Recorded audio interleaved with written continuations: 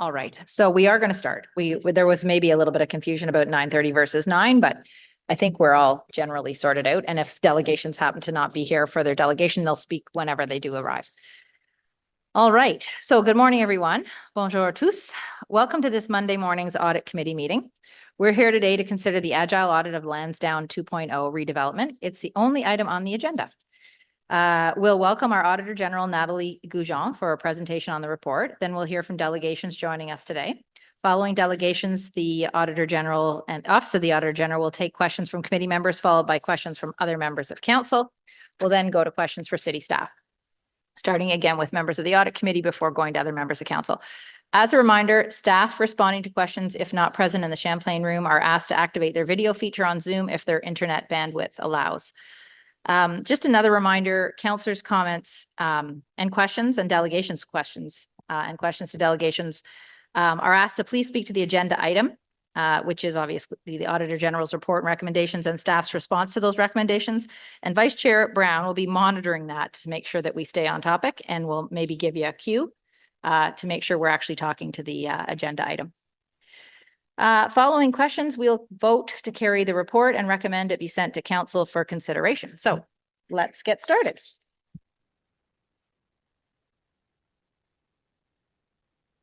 I will ask the committee coordinator to do a roll call of all members. Councillor Hill. Present. Councillor Kavanaugh. Councillor Carr. Present. Councillor Kitts. Here. Councillor Hubley. Here. Councillor Lowe. Here. Vice Chair Brown. Here. Chair Curry. Here. We have quorum. All right. Okay, so declaration of interests. Are there any declarations of interest? Seeing none. Confirmation of minutes from Audit Committee Minutes 6, Monday, June the 10th, 2024. Are these minutes noted that are noted on the agenda confirmed? Confirmed. Confirmed. Confirmed. Great. All right. So that gets us right to the R1 item here from the Office of the Auditor General. 4.1, Office of the Auditor General, Agile Audit of the Lansdowne 2.0 redevelopment Sprint 1. Chair, just a brief point of order, if I may. I just want to be sure, are the delegates online and ready to present or after the? We don't see them yet. Okay. And do we have like a media online or in the room for the 9 a.m. start? I know we said 9:30 on the public agenda, and I just want to be 100% sure that we're going with the public, making sure they're here for the 9:30 and media here. Our committee coordinator said she sent a reminder to them this morning, but they haven't responded. Okay, I'm just concerned because I think online it said 9:30 a.m. start. We as council received the 9 a.m., but just a minor point, but it's certainly, I think online it said 9:30, so that's a concern, I guess. We may want to consider.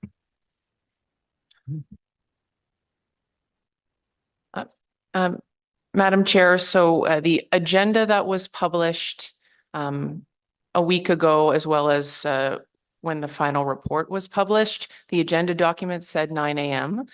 We did identify that there was a typo on the calendar page of ottawa.ca that still referenced 9:30, which has been now corrected. Are you imagining that most people go that calendar instead of looking at the thing? Yeah.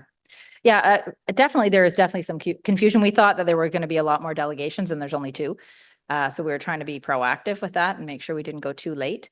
Any other thoughts? I mean, certainly the OAG is ready to go. Is this being recorded right now, this meeting? Yes, Madam Chair. What do you think, Councillor Menard? I'm open to your ruling on it, Chair. I think I think if we know that media and the public are tuning in, then it's fine. If they're not, then I might suggest waiting a little bit, but I don't want to delay things unnecessarily if people are already tuned in and watching. So there was just a minor discrepancy, and I understand why you wanted to start the meeting at 9 and the previous report. So not taking any issue with it. It's a legitimate error. So I'm open to your ruling on it. I'm going to go back to the clerk's office. Any recommendation? Madam Chair, I'm of the view that notice of the meeting was properly given to council and to the public, given what was stated on the agenda. That said, the decision to, if you wish to delay further, you may, but it is not a requirement under the rules of procedure. Well, why don't we get going, given that it's being recorded? And I think that we'll have a lot of discussion that when the media arrives, they'll be here for, you know? And we'll try to make sure that if you feel you didn't get a question in, well, you know, the community could have been watching, then you can ask it again or rephrase it in a different way, maybe.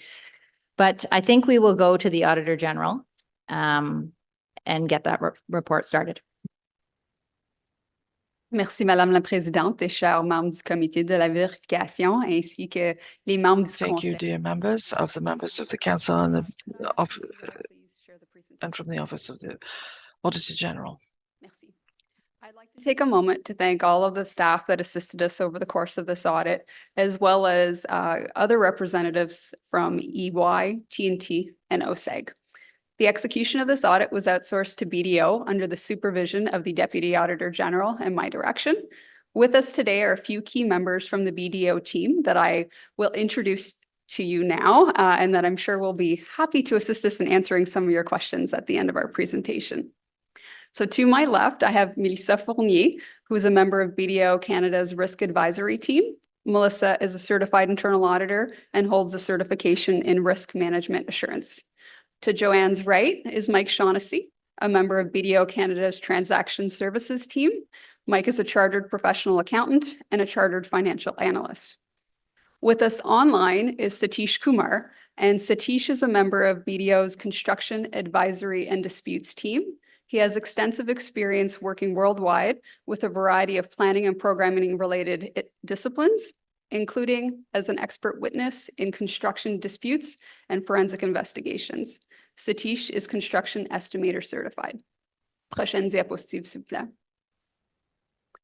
The objective of this audit sprint was to provide assurance that key components and underlying assumptions of the Lansdowne Revitalization financial proposal and due diligence represent reasonable and sound financial estimates. It should be noted that our report does not draw any conclusions as to the importance or priority given to the Lansdowne 2.0 revitalization project or make suggestions as to the future direction of this project. Such suggestions would be outside the mandate of my office. Our audit aimed to provide recommendations and to support informed decisions on the specific elements of Council's request. Prochaine diapositive, s'il vous plaît. Good morning. For the benefit of those listening today, we felt it pertinent to provide a little bit of background information on Lansdowne Park and the partnership with the Ottawa Sports and Entertainment Group, or OSEG. The city and OSEG formed a public-private partnership in October 2012 to revitalize Lansdowne Park. The partnership oversaw the renewal and revitalization of Lansdowne with new South Stadium stands, new mixed-use retail, reimagined public realm spaces, and subterranean parking. In 2022, OSEG provided a proposal to the city for Lansdowne 2.0. As part of a council direction, management, amongst other due diligence activities, hired a third-party consultant, EY, for financial analysis of OSEG's financing projections and the city's 2022 funding strategy. In October 2023, the city released the proposed revised concept design, construction cost estimates, and funding model, and in November 2023, City Council approved to proceed to the next stage of planning for Lansdowne 2.0. Next slide, please. Within EY's due diligence report, they outline the results of their analysis on key assumptions associated with the waterfall pro forma projections and specific elements of the city's direct revenues and costs. For many elements, this included an EY optimistic case and an EY realistic case. As a result of their analysis, specific adjustments were made to OSEG's assumptions by the city that went into the financial proposal provided to council.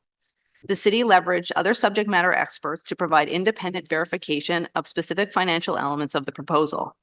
Additionally, the city's internal experts were also leveraged. It should be noted that both the city and EY's reports included references to financial risk. EY indicated that several factors could have an impact on the viability of the project, including economic conditions, interest rates, construction costs, operational costs, local competition, and team performance. The city has estimated waterfall distributions at 716.8 million based on the final assumptions and estimates. I will now pass the presentation back to the Auditor General to walk through the findings of our audit. Next slide, please. Thank you, Joanne. In the essence of time, we're not going to go through every single aspect of our report, but I'll be focusing on the key takeaways. I'll first start off with the construction estimates. In the November 2023 report to Council, the total capital cost of the project was estimated at $419.1 million. This Class C estimate included the cost of preliminary works, construction, soft costs related to design and delivery, escalation allowances, and contingency.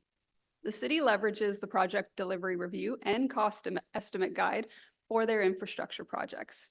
As per the guide, the level of accuracy for a Class C estimate is plus or minus 20% and specifies that a contingency of 20 to 30% should be included in the cost estimate based on total costs. In the November report, 50.9 million was included for contingency, which represents 20% of only hard costs for the event center and stadium. This calculation of the contingency amount is not in alignment with the city's guide since it was only based on hard construction costs and not total costs. The city's guide provides for a larger range of contingency allowance to account for the fact that the level of detail at a particular design stage can range from project to project, depending on its complexity and degree of design development. It is our opinion that additional risk factors should have been considered in determining the contingency allowance, including aspects such as logistics and supply chain disruptions, labor shortages and rates, contractor risks such as contractor delays and potential claims, potential changes to regulatory and legislative requirements, such as upcoming changes to the building code, and potential project agreement risk as this construction is occurring as part of a public-private partnership. The city calculated the contingency estimate at the lowest end of the range, being 20%. Given the potential risk associated with this project, we believe that adopting an amount on the higher end of the acceptable range would be more appropriate. We have identified in our report that this could provide an impact of a potential underestimation of the contingency amount of up to $44 million. Prochaine diapositive, s'il vous plaît. Merci. The city's guide also indicates that a certain percentage of the construction estimate should be allocated for the relocation of existing utilities. For a Class C estimate, the range is 5 to 20% of hard construction costs. In the May 2022 staff report, a preliminary estimate for utilities allowance was included amounting to $5 million. I'm sure members of committee can recall that the estimate was roughly $332 million at that point. In the November report, with that $419 million estimate, the $5 million that was in that May report was carried forward, and that only represents roughly 1.6% of hard construction costs. Management has indicated to us that the existing stadium and arena are serviced by existing utilities, and therefore the risk associated with this cost item was considered low as a result of site-specific knowledge. While we believe it reasonable that the city may have greater knowledge of the utilities for this site as compared to another potentially unknown site, this would help to support the rationale of using the low end of the range. It does not, in our perspective, support going below the range identified in the city's guide. The utilities allowance included in the city's capital cost is currently not in alignment with the city's guide. An increase in utilities allowance to 5% of hard costs, so taking that on the lower end of the acceptable range per the guide for a Class C level estimate, would result in utilities allowance of roughly $12.9 million, representing a potential underestimation in the utilities allowance of $7.9 million. We also noted that the city excluded other costs such as furnitures and fixtures, equipment, IT, computer equipment, and so on in its capital cost estimate. Although these exclusions are consistent at a Class C level with the city's practice, industry best practice would see these costs included at this particular time. It is not clear yet whether the city will be responsible for some or all of these costs, as the revised terms of the partnership agreement are still being negotiated. Notwithstanding, there remains a risk that the city may be required to cover some or all of these costs. This further supports our perspective and our position of the utilization of a 30% contingency to account for these unknown costs. It is also critical to understand the risks associated with delays and the impact on construction costs, and this is true for any construction project. Between the release of the November 2023 report and the most recent April 2024 report, delays in the estimated timelines for constructions of approximately 1 to 2 years have been identified. To account for cost increases, the city has applied an escalation to the construction cost estimate. On average, the city has applied an escalation of 3.5% for 2024 and 2025. After this point, it was assumed that the construction would begin and the escalation risk would be borne by the successful bidder. However, we would also expect that any bidders will factor the estimated construction timeline into their proposed price, as well as any potential delays. We believe that these delays have likely already had an impact on the reasonableness of the estimated construction cost escalations, and further delays would continue to compound the magnitude of that impact. Prochaine diapositive, s'il vous plaît. Merci.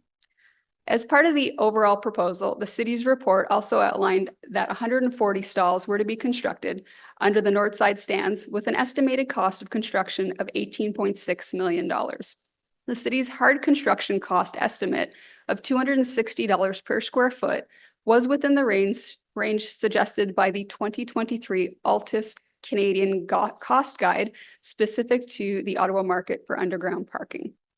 The 2024 Altus Canadian Cost Guide was subsequently released, which showed an increase of approximately 12.4% in the average cost of construction. These updated amounts speak to the variability and increasingly costly estimates of the variability and increasingly costly estimate of construction in Ottawa's present-day economy. This increase, in conjunction with confirmed delays in construction timelines, suggests that estimated construction costs may have already surpassed those originally projected.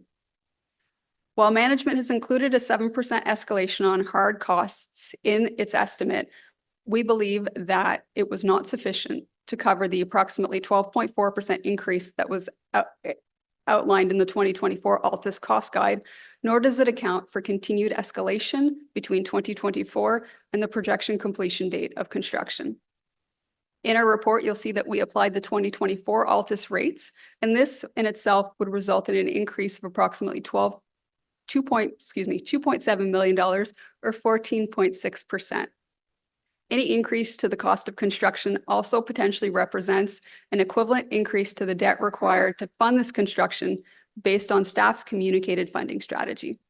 Prochaine diapositive, s'il vous plaît. Generally, we noted that the estimated cost of construction are supported by detailed analysis, as well as due diligence stemming from credible, independent third parties whose role was to validate the reasonability of some of the estimates developed by OSEG. However, we believe the city in some instances chose estimates that were on the low end of the existing ranges. As a result, we believe the construction cost estimates could be underestimated by approximately $74.3 million and the new parking structure costs by approximately $2.7 million.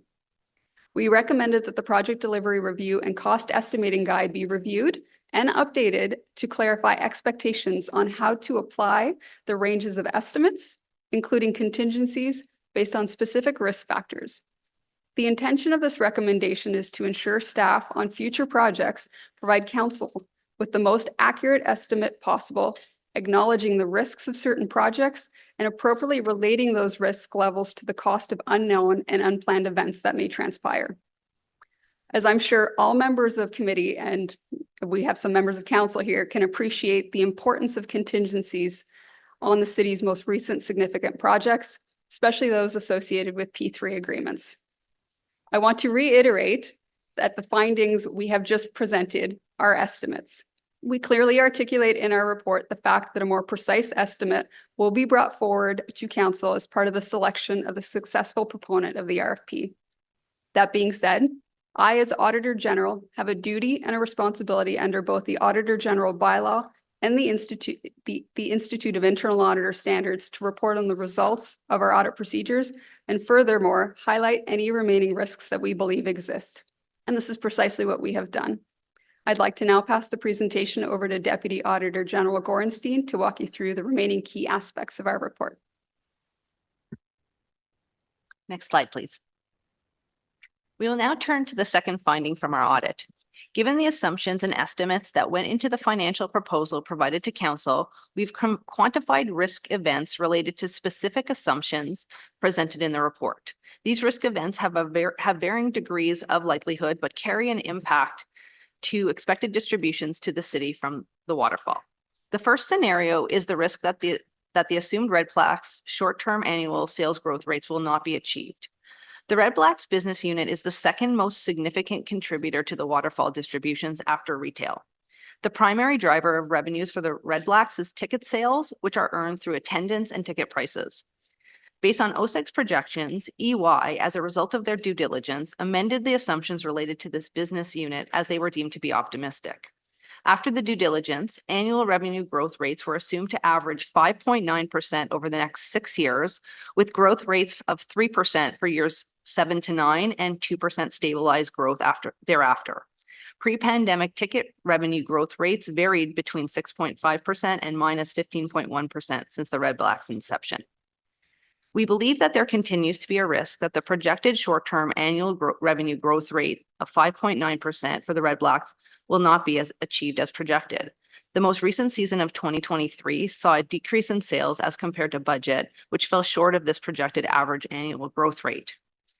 Given the variability in past performance and results, the OAG quantified the risk of lower short-term revenue growth and updated the projections using the Red Blacks 2023-24 actual revenues earned and expenses incurred.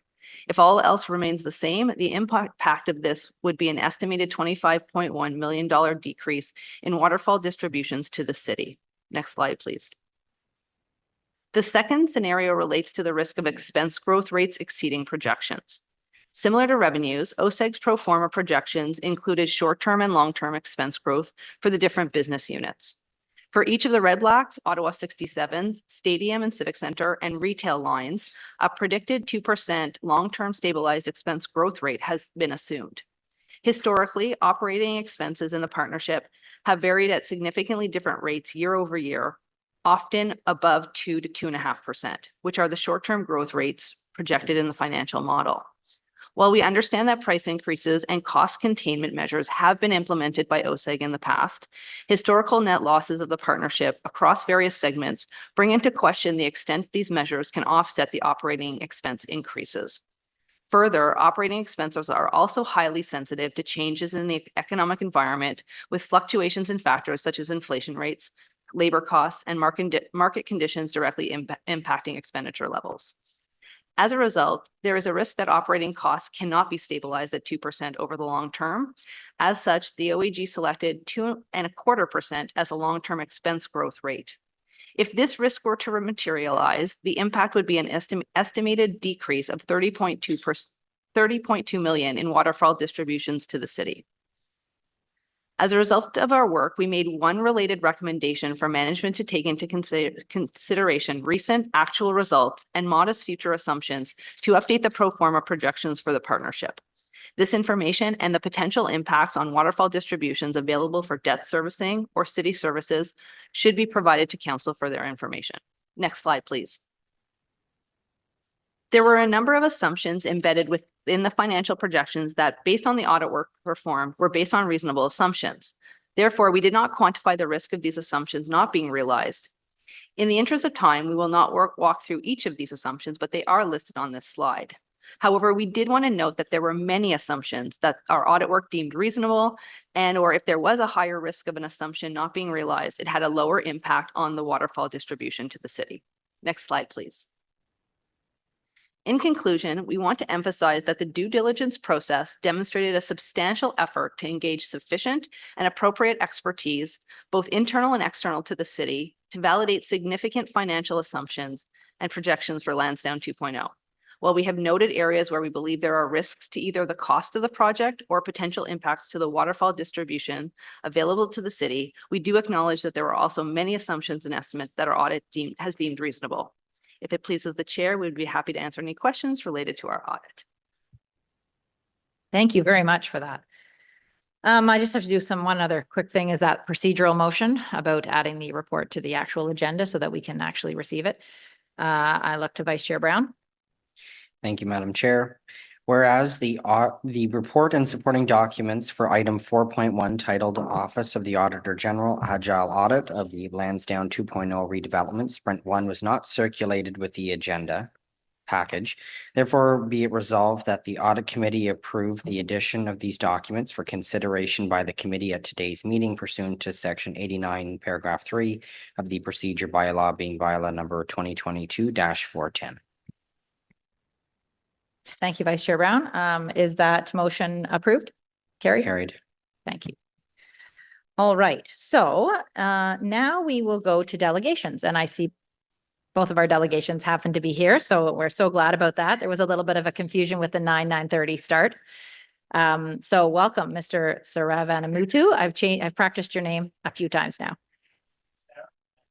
Sarah Vanamuthu. Okay, I've had two different people tell me two different things, but you would know, I think. I'm pretty good at it. Yeah. All right, so welcome. Okay. You have 5 minutes and then questions from council. Actually, sorry, before we begin, can I just make a request? You know, you're right that the time for this meeting is still listed as 9:30 on the City of Ottawa agenda. And so, you know, I just got here 2 minutes ago and missed the introduction. So can we please make a point that when we change times, that we reflect that to the public also? And the second point, this is almost like a point of order here. The second point is there's some reporting over the weekend that referenced a city communication about clarifying the city's position on the OAG's report. I noticed that report is that memorandum to committee is still not on the public's website. So the public doesn't have access to that. Yeah, I'll go to the clerk for a couple of comments on all of that. Thank you. Great, thank you. So if I can begin, listen, I'd like to, beg your pardon? I'm going to the clerk for just a sorry. comment on the agenda item time and everything else you commented on. Thank you, Madam Chair. I guess it was brought to our attention this morning that while the time was correct on the agenda, when the agenda was published, the time was not corrected on the upcoming meetings page of the city's website. That has now been corrected. I will also follow up with the staff that issued any memoranda within the last week to ensure that those are posted to ottawa.ca, but we would be happy to provide any copies of those to any member of the public in the interim. Thank you very much. All right, go ahead. Thanks so much Okay. for bringing that up. Thank you very much. I'd like to respond to two comments on the findings of the Auditor General. The first is that the finding that perhaps $74 million in costs have not been reported, and I know this is something that the city contests. And the city argues that they're okay going with contingencies at the lower end of the spectrum, i.e. I think it's the 20 to 30% range, because we have greater certainty around Lansdowne, because we've owned this since 1847. And you know, that seems to be a little bit of a stretch to think that because we've owned land for 200 years, that somehow makes us experts in the costs of what a state-of-the-art sporting facility will cost. So I would ask you to think about the consequences of that very clearly, that as the Auditor General is pointing out, there's a very real risk here that we are significantly underreporting the costs of this project. So next slide, please. The second finding that there's risks to the waterfall, and that I think it was described in some of the media reporting as the waterfall is actually a trickle. And let's be clear here that we're now in the world with a $500 million project where we're debt financing a large part of that, and we no longer seem to have these contributions from other levels of government that we were counting on previously. That these costs have gone up and our debt servicing has gone up, and there is no significant revenue to cover these in the immediate future. What this means is that in the immediate term, we are facing a 1% property tax increase just to cover Lansdowne. That's going to be the case for at least a decade before the towers come up and we start collecting property tax off that. If you look at the distribution of the waterfalls, it's heavily backloaded. So we're not expecting to see much from the waterfall anyways. So we are being asked to shoulder a 1% property tax increase in the immediate term to pay for Lansdowne, and perhaps our children will get it back. So that's the situation we're in. So I want to talk about the implication of these two findings. Next slide, please. So those implications are, first of all, that we need to redo the financials and we need to follow the AG's advice. So we need updated costs, and we know that that is something that is planned, that will happen. However, will those updated costs include the AG's recommendation on a 30% contingency factor? If we don't, then there's a real risk that we are underreporting the costs. The second element of the financials is around, we need to update these revenue projections. Again, the Auditor General has pointed to a number of risks. In fact, there's a number of other risks that weren't even pointed to in the report. You know, what happens if the Professional Women's Hockey League says, you know what, this stadium is too small for us. We're going to go and move to the future Senators Stadium downtown. That's a real risk that's not documented here, not considered, partly because it's so new and so in the news now. Likewise, what is the risk that this is an entertainment district gets compromised by the establishment of a Senators sports and entertainment district a few kilometers away? Those are real risks to the revenue projections that we need to recalculate, and the public needs to see that. And the third implication on the financials is that the tax burden really needs to be reported on an annual basis, and what this means for people in the short term, and whether and what when we would hope to get compensated for that. So the second implication is that because of these weak financials, I don't believe that you have sufficient information for an informed decision on Lansdowne. As a member of the public, I don't believe that I have sufficient information to be able to say whether this is in the public interest or not. And so the third implication is, would the public agree to a 1% tax increase for Lansdowne? And that's where I think that we need to be honest with the public and say, is this a trade-off that you would be willing to accept, a 1% tax increase for Lansdowne? And I would close by saying that given the significance of this, $500 million in spending, this should really be put to a referendum of the people of Ottawa. Do you approve demolishing and rebuilding the Lansdowne Stadium at a cost of $500 million, which is equivalent to a 1% tax increase? Let's put that to the people. Let's see if they really believe it. This is important enough for them. We've been told by OSEG that the vast majority of people of Ottawa approve of this project. Let's see if that holds true when we put the price tag in front of them. Thank you very much. Thank you. All right, questions to the delegation, Councillor Menard. Thanks very much, Madam Chair, and just appreciated your comments off of the top, Neil. I don't think a lot of people knew that it was a 9 a.m. start. It was online for 9:30, so obviously an error, and one that I know they're trying to rectify by providing media in person with some of the documentation from the beginning of the meeting and the recorded, I guess, transcript of the meeting, or the video, I suppose. So just on your presentation, you read through the audit report, obviously. I'm wondering if you saw in there the reference to the Red Blacks only being guaranteed to stay in Ottawa until 2032. The partnership says, oh, the intent is to have it through till the end of the partnership, 40 years on, but their guarantee in writing to the city is only to 2032, and the effect that the AG points out in the report is it could have an effect on the waterfall distributions. I'm wondering your thoughts on that. Yeah, so that's a really important point.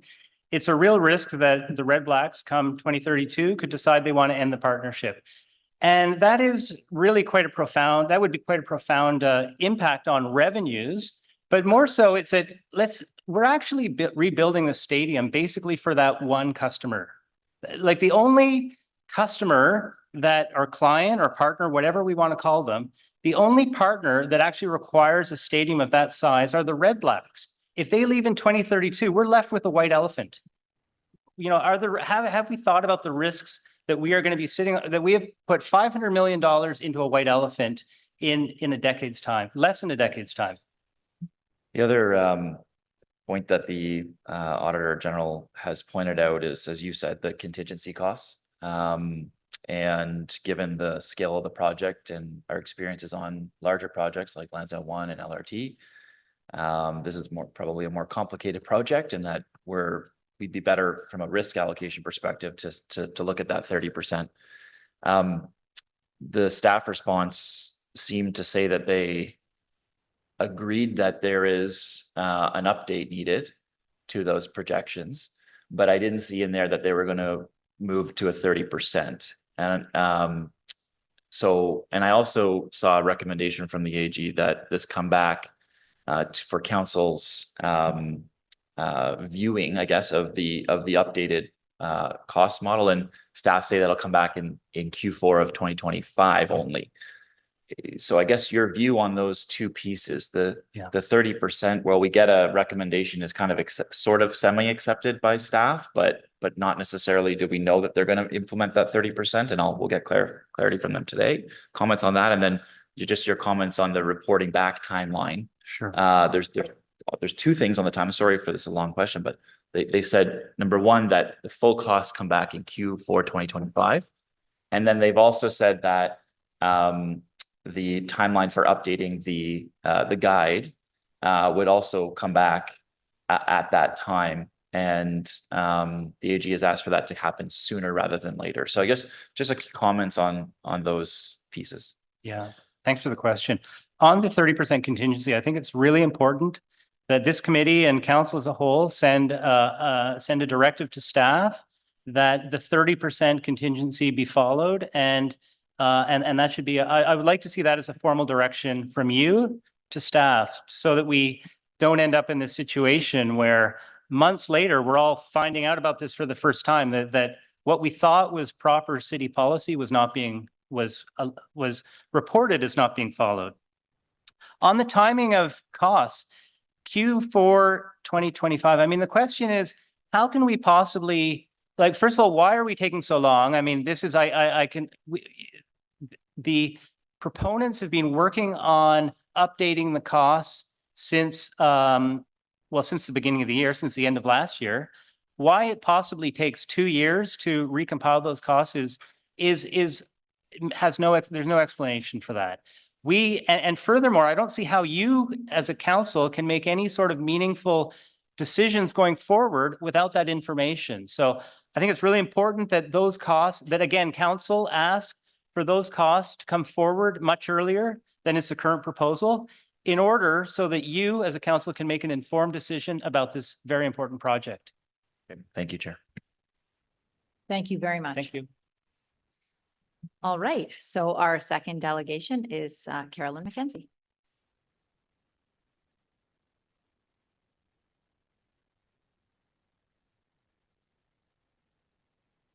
Thank you, Mackenzie. I guess that's a bit easier. So my name is Carolyn McKenzie. I'm here representing myself today, given the report just landed on Thursday. I've had no opportunity to discuss with, community, other community colleagues and residents. But I guess what I'd like to say that Lansdowne 2.0's financial strategy that's been audited by the AG, and I want to thank the Auditor General very much for your work and your team's work on this audit. I do wish that we had it last November, but we have it now. This audit and the financial strategy that was a subject element of it was a core element of the plan approved by council last November in order to proceed to next steps. Now, the AG has concluded that project costs could be understated by $75 million and revenues also significantly overstated. To me, there's no surprise there. Overstating benefits and understating costs is typical of what project teams under very big pressure to get projects approved do. But it comes with considerable risk to taxpayers. What is a surprise, though, is that city officials seem to rebut the AG's conclusion that the costing guide was not followed. The city seems to say that they know better, given their familiarity with the site and their own due diligence. This, when Lansdowne saw unexpected cost overruns of about $23 million to fix the roof 10 years ago on the current site, after due diligence, not only by sophisticated staff at the city, but also OSEG partners. Further, it's even more of a surprise to me of management's response, if I've understood it correctly, is that council will not be provided with an update to understand the impact of the AG's recommendations on the likely cost to taxpayers until the end of next year. Why does this matter? Because it should now be clear that the financial strategy and projected cost to taxpayers that supported council's decision last November to proceed can no longer be seen as credible, in my view. So why proceed without council reconsideration now of what it will cost and how much it is likely to cost taxpayers? Is this really responsible oversight? Let's remember that when our former council directed staff to pursue redevelopment of the arena and Northside stands, there was a clear condition attached, criteria. It would be at no cost to taxpayers. Some councillors now ask why anyone, like me, would question moving the proposal forward, citing its unanimous initial approval. But this conveniently overlooks the crucial condition that it would not cost taxpayers anything. Anyone can get behind getting new stuff for free. That's pretty clear. But by last November, it was also clear that the redevelopment would not be free. We were then promised, it seems, that it would cost taxpayers just $5 million annually for the next 40 years. So implicitly, as I understand it, $5 million a year was the new cost criteria for this project. If not, then what? Now, costs could be well north of $500 million, and annual debt servicing could be closer to, I'll say, roughly $9 to $10 million a year. That's very rough based on a reading of the Auditor General's report for the next 40 years. And that's assuming everything goes according to plan, of course, and it hasn't so far. So is it really possible that council, knowing that Lansdowne 2.0 cost to taxpayers is likely to be much higher, is prepared to allow staff to continue to develop this project without explicitly agreeing to potentially new higher costs suggested by the AG's conclusions? Council needs to agree now on what it is prepared to ask taxpayers to pay for Lansdowne 2.0. The suggestion that council wait until the end of 2025 for the arena and stadium bids to be finalized to make that call, in my view, does not exercise proper oversight. First of all, it ignores the significant revenue risks identified by the AG that have nothing to do with bids coming in. It also means that council will put off having a discussion of acceptable costs until even more resources and staff time have gone into project preparation. If costs do turn out to be significantly higher when council is presented with an updated financing strategy at the end of 2025, will council have the courage to rethink the plan? There's no reason to think so. By then, councillors will be under even more pressure to approve the project, regardless of cost or obvious flaws, including lack of stadium roof, an arena that is now too small for the Professional Women's Hockey League, and plans for even more significant loss of green space in what we're seeing. The AG explicitly states that waiting until the end of 2025 is too late for this analysis. In the report, she states, the OAG believes that the timeline associated with management's action plan to review the guide for inclusion of risk elements into their future project estimates of Q4 2025 is not timely. The OAG believes that such a review can and should be performed in a timelier fashion. That seems like a very polite way of saying that council should insist on being clearly informed of key risks on a timely basis, not after it's too late to change course. We need leadership and for council to exercise proper oversight. But have we seen this strategy before? Mrs. McKenzie, you're at Yes. 5 minutes. Okay, thank you. 3 more words. Have we seen this strategy before? Yes. Is it likely to end well for taxpayers? I don't think so. Thank you very much. Great, thank you. Questions for the delegate? Anyone other than Councillor Menard from the committee? I just want to make sure I don't get other hands up after you. No, Councillor Menard. Thanks very much, Chair. The Auditor General speaks in the report about some of the other pieces to come. So she talked about potential other sprint audits around, we'll see, but around the procurement model, around funding from other orders of government. And I think crucially around the project agreement, which of course could shift our cost assumptions on the project.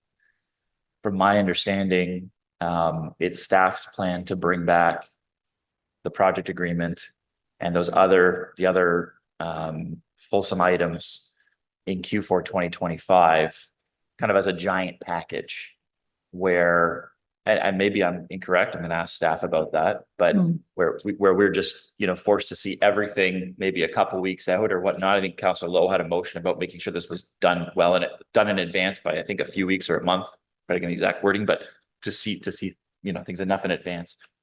But there's so much information here and the density of information is over the top. And that project agreement has been ongoing for so long. Where we're not sure what's happening, but there appears to be back and forth. And I think there was direction previously to bring that forward earlier than we've seen. So I guess your comments on what the AG is saying with regard to the information that might come back late and all at once as a giant package for council, where scrutiny is more difficult. Yeah. Yeah, thanks. Thanks for that question. So in my professional experience, I spent my career developing large infrastructure projects, so mainly overseas transportation power projects. And there was a project management discipline. I then went on to work for Collier's Project Leaders, which is a very significant, haven't been there for a few years, but a very significant, one of the largest project management companies in the country. So I do have some project management expertise. It's about the whole idea is that projects are meant to move through stage gates, meaning they move from phase to phase of project preparation. Objectives, clear criteria are set. If they meet that criteria, they continue to move through. My comments this morning have focused on the cost, the overall cost to taxpayers of that being hopefully a significant criteria. It was certainly a clear condition and criteria when the former council agreed to rebuild, to demolish it and rebuild, and let's get a new arena but we seem to have just moved away from that completely. That condition, that criteria is no longer, I don't know what the criteria is, no, that's not quite fair. I suppose through the approval last November, it's clear that the criteria is that the cost to taxpayers should only be $5 million.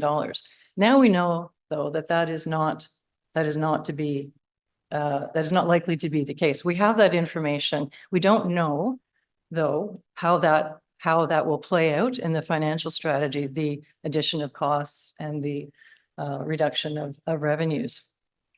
So we need to know that, but we also, to your point, that we also need to know, and I think the project agreement is very important. We need to have the discussion about certainly about what it is that we're prepared to pay for those costs. I think to your point, leaving everything to the last, we no longer we're sort of losing this very fundamental idea of moving a project through stage gates where they meet criteria. Now it just becomes a bit loose and we'll wait to see, we'll deal with that. You can't deal with the details earlier on and the earlier stages. That's understood.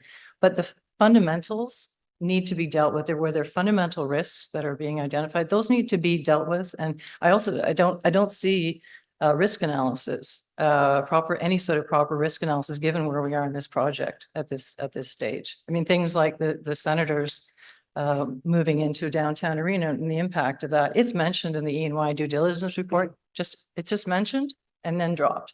There's nothing. There should be proper risk analysis. We should have an understanding of what that cost looks like. If there are risks in the project agreement, and you asked Neil earlier about the possible impacts or the concerns about not having an agreement, that the Red Blacks will continue to stay there for the next 40 years, the life of this project, that should definitely be in there. And if it's not, we need to understand very clearly what that looks like. But the idea that we would make an investment, the city would make an investment that we need to pay off over the next 40 years, and we don't have a commensurate undertaking from OSEG that they will continue to have that team there is just incomprehensible to me. So, I mean, that's just one thing in the project agreement. I raised last November. Ms. Madam McKenzie. Chair. Yeah. Thank you. Thank you. Your answers are longer than your delegation. So if you could just try to stick to the question that's asked, that would be appreciated. Thank you. I'll just on the you mentioned a kind of upscaling of parameters, or I guess moving the yardsticks, if you will. Because I think at first council had approved a revenue neutral approach Yes. to Lansdowne 2.0 redevelopment. And then it moved to a $5 million a year approach. That didn't include the siphoning off of taxes from the buildings that would be created. No. But that also assumed that we get provincial federal funding and that we would get money from auto tourism for a hotel tax, which auto tourism is now somewhat disputing. So there are a lot of assumptions that have gone into that $5 million figure. And now we hear from the Auditor General, geez, you better make sure you're doing your risk analysis based on what these large complex projects usually produce, which is more of a concern on the contingency side.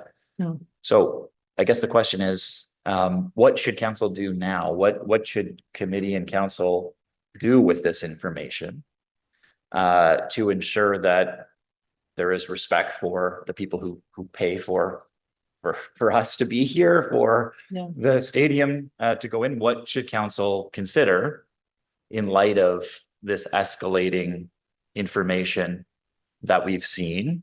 And that's been relevant through the OP amendment that we said wasn't going to happen, that did occur. We're seeing all kinds of backtracking, I suppose. So what should we do now, given the information that's been presented? Well, I think fundamentally, and I'll be brief, it's pretty clear. I think we need to come back with an updated financial strategy at the earliest point, and that we should not continue to just simply forge ahead and incur costs and staff time and everything else.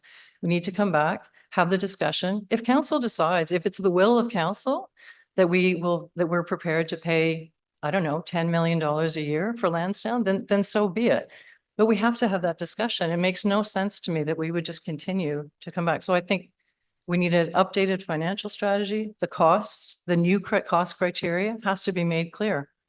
We need to know what we're prepared to pay for Lansdowne 2.0. It's pretty simple. It seems very obvious to me. Why it's even a point of conversation is beyond me, to be honest. Yep, fair enough. Thank you very much. Thanks, Chair. Thank you. Thank you very much. All right, that concludes with our delegations today. So now we can go to questions to the Office of the Auditor General.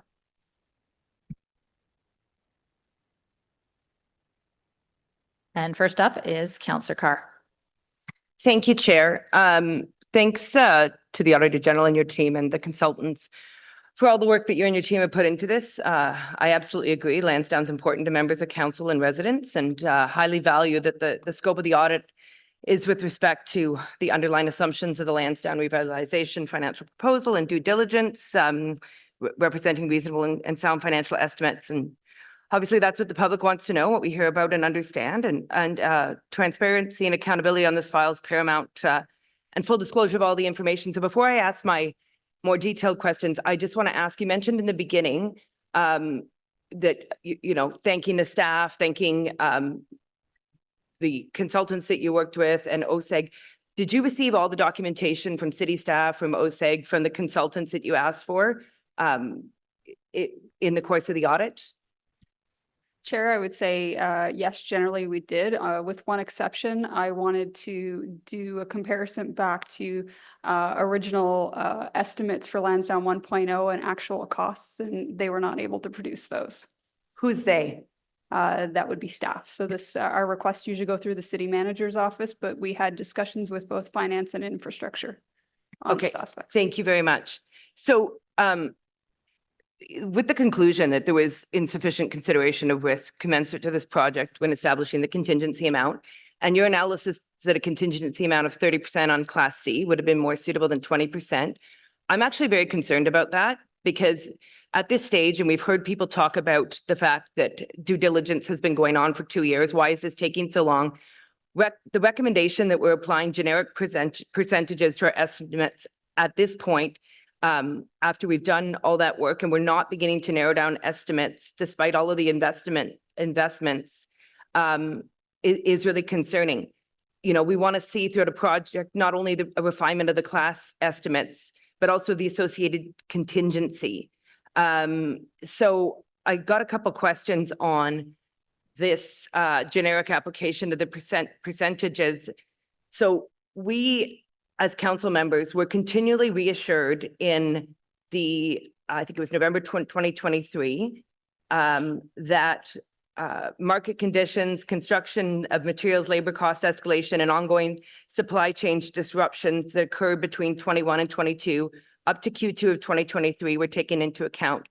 During those deliberations, in the delegations that we heard, questions that were asked, references, for example, to Atasoki and others, we were told repeatedly from staff that these escalations had been costed in and that the total capital cost was estimated at 419. This was reiterated to us when we voted on the procurement delivery model, that escalation allowances and contingency had both been factored in when that was presented in April of this year. So I'd just like to have an understanding, you know, when they separated out the escalation cost, I think it was 26.5 million when staff and indicated that those escalations had already been included in the costing. Can you tell me a little bit about your discussions with staff about how the escalation, not just in the escalation line, but in the costing had been figured out? Like, what were those discussions, you know, regarding that? Chair, thank you for the question, Councillor. I'll start off, and I will also ask our consultants to add to my answers. So my understanding, obviously, is that there's set percentages with regards to various aspects. So we talk about the contingency and escalations. There's guidance with regards to those particular aspects. I believe the escalation was a base 7% that was included. As you can see, we've pointed out in various aspects, the parking is a great example where we have hard concrete information of what the average cost is and how that's changing. So a 7% increase from 7% escalation obviously doesn't seem to already be sufficient based off of what we're seeing in the market. And I don't think that's an unusual thing. I know staff, even in the November presentation, made reference to one of the largest reasons why there was a change from that 332 to that 419 was due to the increase in construction costs. So this is, the market is very, very volatile from that perspective. It's very variable. And I think that's the piece that we're trying to highlight, is that risk. I look to Melissa if she would like to add to that, and also maybe Satish, who's online. Yeah, I might also just clarify the 7% escalation is for the event center and the new parking structure, and then 10.5% for the north side stands. So that's a 3.5% escalation for 2024 and 25. And I think, to the Auditor General's perspective, one of the areas that we did highlight in our report is the construction timelines and how the escalation factor is impacted by delays in those construction timelines. So some of the delays that have been experienced so far do call into question, or there's a risk associated with the reasonableness of that escalation factor. And I'll turn to Satish if there's anything else he wanted to add as well. Good morning, everyone. Yeah, as Auditor General and my colleague Melissa mentioned, yeah, I agree with the statement you made in the report, because we have discussed about the timelines. We have included in the estimate as well, because the timelines goes up to 2024 and 2025. What we will have to consider more in that is the any issues related to the construction delays, and also the cost claims should also be given a consideration. Because talking about the average value of the disputes, in the last 13 years, there has been a high increase in the average value of dispute itself. It's close to 43 million. So these are all raising from social and economic factors, such as market price escalation, material cost increase, supply chain, and shortage of labor as well. So these needs to be given a consideration while we are estimating the construction cost.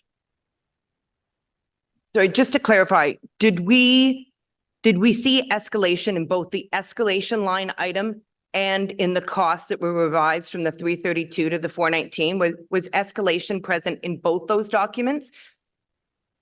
So, Chair, I'd just like to speak that we did not look at the details of that 332. This was specifically to the 419.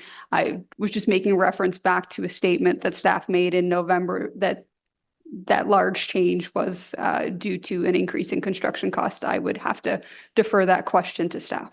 Okay, and I will ask staff because it is concerning to me that, you know, the guide does say that we can apply a lower percentage with greater certainty of detail and scope. This is based on a Class C estimate, which is, you know, a ballpark estimate based on limited site information. That's not the situation here, I don't think. When, you know, we read when we recommended the procurement model that project architects are already advancing solutions on concepts regarding like the underground shared loading, interconnected pedestrian access. So I'm very concerned that we're still recommending a 30% contingency. So I will ask staff about where escalation was included in both those, because we were certainly reassured it was taken into account in the recosting of the 332. I'll move on just to ask another question. I'll just close on that. So your conclusion that construction costs are underestimated up to 74.3 million. Are you indicating that the budget will be over budget by this amount? Is that your conclusion? Chair, just a couple of points with respect to some of these more detailed design aspects that Councillor Carr just made mention. It's important to note that a lot of information has come out since November, and this is, you know, the information that we audited was as of November. So any design progress that's been made since November is obviously not taken into consideration into these numbers nor into our audit. We are not stating that this is the absolute end number. What we are highlighting is there a risk that costs have been underestimated? And we've highlighted the factors obviously being risks that we believe weren't appropriately taken into consideration, as well as realized increases in construction costs that we are actually seeing, plus the timeline delays that have also been identified. So. Okay, thanks. When you highlighted the situation with the red blacks, when I looked through the documents, I don't know if it was in the presentation, I think it indicated that based on last year's projection, if we projected revenues into the future of the waterfall, we'd be 25.1 million worse off if the red blacks revenue was the same as last year. Did I understand that? Chair, thank you for the question. So just to clarify, we're saying that based on the projections, the average increase in revenues has been projected at 5.9% for the next 6 years. That first year, which would have been the one that just passed, did not meet those. It actually was revenues were lower, so that we just re-baselined the projections, including the actual 2023-24 revenues and expenses. And that just shows the magnitude of even 1 year of not achieving the projections, the impact that it can have on the waterfall. That not to say that it can't be made up later. I'm not suggesting that, but at least this is what, if nothing else changed, that would be the impact to the waterfall projections. Okay, did you re-baseline the other business lines for the waterfall based on last year, like the 67s, the retail, any of that? You've done the red blacks. Did you do the other components? Thank you for the question. No, we did not. So from the perspective, we took our audit looked at the assumptions underlying the key assumptions, I should say, underlying all the business lines, and we looked at them from both the perspective of were they reasonable and well supported versus also if it had a significant impact on the waterfall. And because from our perspective, there were others that we're going to have that we thought should be re-baselined that would have a significant impact on the waterfall. We didn't actually do that, not for the audit report. And just to add to that, if I give for an example, the event center, we do highlight that the event center did do better in general in 2023, 2024. That being said, it has a much less impact on the overall waterfall distributions. And in addition, while the results were better than anticipated, they were how do I put this? Because I'm trying to ensure I don't say anything that's commercially confidential because OSEG's results are not public yet. But the increase for the event center was not significant versus the not meeting the target with regards to the Red Blacks revenues was much more significant the other way.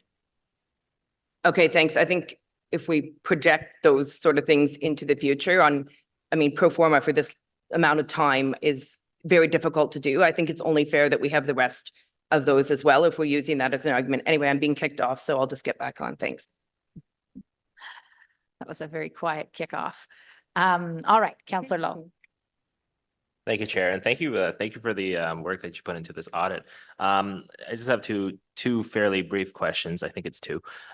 So back in April, I don't remember when the last time we met on Lansdowne was. Back in April or March, I had put forward a direction that says, staff report back if there was any material change to the project. Do you believe, and I think I know what the answer will be, but do you believe if recommendations were accepted from this report, like fully, do you believe that would have materially changed the project?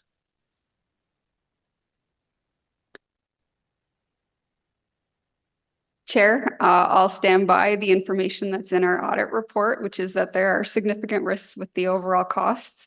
I believe it is up to council to determine what they wish to do with that information.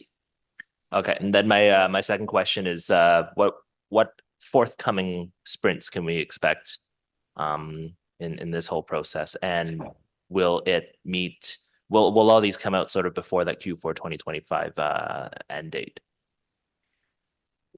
Chair, as mentioned when we first started this audit, so the first thing we do when we commence an agile audit is we perform a risk assessment. So we have identified potential risks throughout the course. Our next step is to reassess those risks because these projects are ever evolving, so are the risks. So our next step is to take a look at those particular items. That being said, I am giving due consideration to what was in the original council requests. So that included estimates, budgets, financial proposals, as well as related agreements. So an aspect that if council is still interested in, obviously the revised project agreement would be something that would be on our radar. But again, I'd like to go back to that risk assessment to see if there's anything else we would need to look at. With regards to timing, I'm not sure when what I would refer to as the draft final agreement may be at a certain point in time. I'm not sure when that's going to be, and we would need sufficient time to be able to review it. So that's still an aspect that we have to discuss with staff.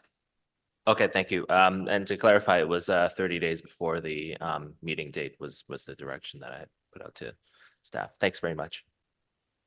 Thank you, Councillor Lowe. Councillor Menard. Thank you very much, Chair.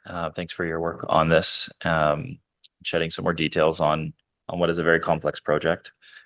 You mentioned that in the report that we are 73, is it 0.5? Let me just make sure I get the number right.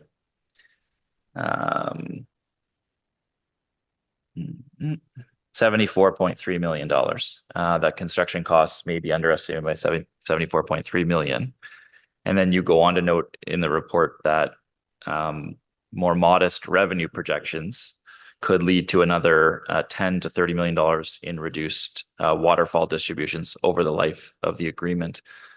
In the Lansdowne 1.0 project, we certainly saw the initial auditor's reports on that showed over $100 million that was supposed to be distributed back to the city over the life of the agreement. That didn't come to pass, and $0 has been realized from those waterfall distributions. You speak here about a $10 to $30 million risk on the waterfall distributions. Could they ostensibly be more than that, given what we've seen in Lansdowne 1.0? Is this something that we should be concerned about when it comes to the revenue projections that have been made over to 2066? Chair, I think I'd first start off by saying it is very difficult to project that far into the future. We put that caveat. Obviously, I know staff have done the exact same thing. I don't think any of us have a crystal ball in determining what this is going to bring to the city at the end of this 40-year agreement. what I would point out is in our report, we actually indicate there's multiple scenarios. So each scenario ranges from 10 to 30 million. So the 10 to 30 million is not all scenarios. It is a scenario. I also would just caution that these scenarios were done individually. So some of these are either mutually exclusive or are not mutually exclusive. So I point that piece out as well. And I look to Deputy Auditor Corenstein to see if she has anything to add. Thank you. I would agree with that, with what the Auditor General has stated. It is very hard to predict. And obviously, you know, we ran our scenarios through the pro formas provided by the city. And if the project agreement, partnership agreement changes, or there's other changes that happen economically, everything could change. So this is just something at a point in time that just, what we were just trying to do is highlight some potential risks. That's helpful. If the scenarios that you mentioned are realized, given the contingency and the potential reduced revenue through the waterfall, what happens? Is that assumed that would go to city debt to repay, or what's the likely outcome? Chair, in our report, we make mention to the fact that the likelihood would be an increase in debt, but that's based off of staff's funding strategy. So I think it would, I think the answer to that is it would depend. It would depend what staff chooses to do from a funding strategy perspective and council's approval of that. Okay, thank you for that. In the report, you mentioned that it seems there's a disagreement between staff and the office on the report back of the guide. And I'm wondering how we get through that. So there's a project delivery review and cost estimating guide. You're saying it doesn't seem that was followed the way it should have been followed. And I'm wondering, your recommendation is that be updated by when, ideally? You're saying that Q4 2025 is too late. When should that come back for an update? Chair, thank you for the question, Councillor. I'm sure all members of council are aware we get asked all the time whether or not we're comfortable with action plans and timelines associated with those action plans. And generally speaking, we say we have. Sometimes they're not as timely as we'd like them to be, but we understand the circumstances in which staff are faced with limited resources. In this case, we're talking, and I'm not trying to downplay the level of effort here, we're talking about roughly a 10-page policy, of which there's a lot of guidance out there in the industry as to what best practice is, and I'd even be happy to share what it is that we have on our end. So I think a reasonable response would be it's not going to take over 1.5 years to update a policy, which can greatly impact any other large projects that we commence or that we start estimating in the near future. So I leave it to council. That's why I highlighted that. We've never done an OAG response to a management response before. And it was, in my opinion, because I wanted council to understand the risk of perhaps not actioning that one sooner. On that point, it seems like, and maybe correct me if I'm wrong, but it seems like what's happening is staff are pushing everything to Q4 2025, including the project agreement update, the estimate on what the final construction cost might be based on bids, and other elements that we've seen in the plan. Are you suggesting, I suppose, on the costs that you've identified on the contingency and the revenue, that council should see something in advance, that we should be, is the recommendation to update those based on what you found earlier than that? Would it make sense, I guess, for council to see those figures and the public to see those figures updated, so that by the time Q4 2025 rolls around, people have a lot of knowledge about what this actually is going to potentially cost? Does it make sense for us to see that in advance of, say, a rushed reporting date in Q4 2025? Chair, I believe that's up to council to determine. The reason why we were comfortable with the Q4 2025 date is because that is the next identified milestone and decision for council. And as I mentioned during our presentation, really the purpose for this report is so council can make an informed decision. So we requested that staff update those numbers so that when council is faced with their next decision, they are able to do it with as much information as possible. Will we, I'm sorry if I don't know how much time I have left, Chair, but I'll let you cut me off when you're ready. The other audits you've mentioned in the report, the ones that interest me most are around the project agreement in particular. Do you know what stage staff are in with negotiating that? And that could have, I suppose, a large effect on some of the costs, the distributions, how the waterfall works, shared responsibility. So what has been your experience in requesting more information on the project agreement? When is your anticipation that comes back to council? Chair, so just to clarify, we haven't determined our next sprint. I was just highlighting that the project agreement would be something of interest to us from that perspective. Councillor, you are correct. Obviously, that project agreement bears a lot of weight with regards to what these final numbers look like, whether it be from projections from distribution from the waterfall or whether it be a level of shared costs. So we raised a couple of items that aren't within the estimate that could become a cost that the city is to bear. So yes, the project agreement definitely does have an impact on the overall cost. I'll follow up with staff on that too. You say in the report that the city chose estimates. It seems that the city chose estimates on the lower end. Was there any dialogue about why that might have occurred? Why staff chose those estimates that way? Chair, most definitely. And I think we reflected those answers in our report. We always want to ensure that we're providing a balanced perspective when we are reporting, that we're not just putting out our own opinion and the facts that we see, we're also putting out management's perspective. So I believe we highlight from a general construction perspective, the knowledge and the level of detail that went into putting together the estimate gave staff comfort with regards to those aspects. And so, but that being said, I would state that you're probably best to ask management for them to be able to give you precisely why they chose specific estimates. And I will do that. And I'll probably get back on the list, but just for clarity for my last question is, you didn't take a look at, because you didn't have the authority to do so, I suppose, what this, say, $500 million or, 497, whatever it might be at this point, might be used for elsewhere in the city. Your mandate was to look at Lansdowne only. And so you couldn't say, hey, let's spend $100 million on affordable housing or areas where there's actually a huge need in the city, not on a stadium that is supposed to last for quite some time, that could be refurbished by the city by its own admission. That is correct, Chair. The one aspect that my office cannot do is comment on the priorities of council, and that would be a priority of council. Okay, thank you very much. Thank you very much for that clarification. And I'm going to committee members, Councillor Kavanaugh. Thank you, Chair, and thank you for you and your team for this report. Appreciate it very much. You mentioned that for comparison purposes, you wanted to know more about compare Lansdowne 1 to this, and you did not get that information. I wanted to know how you feel that would have been helpful. Chair, I guess I'd like to also caveat that point.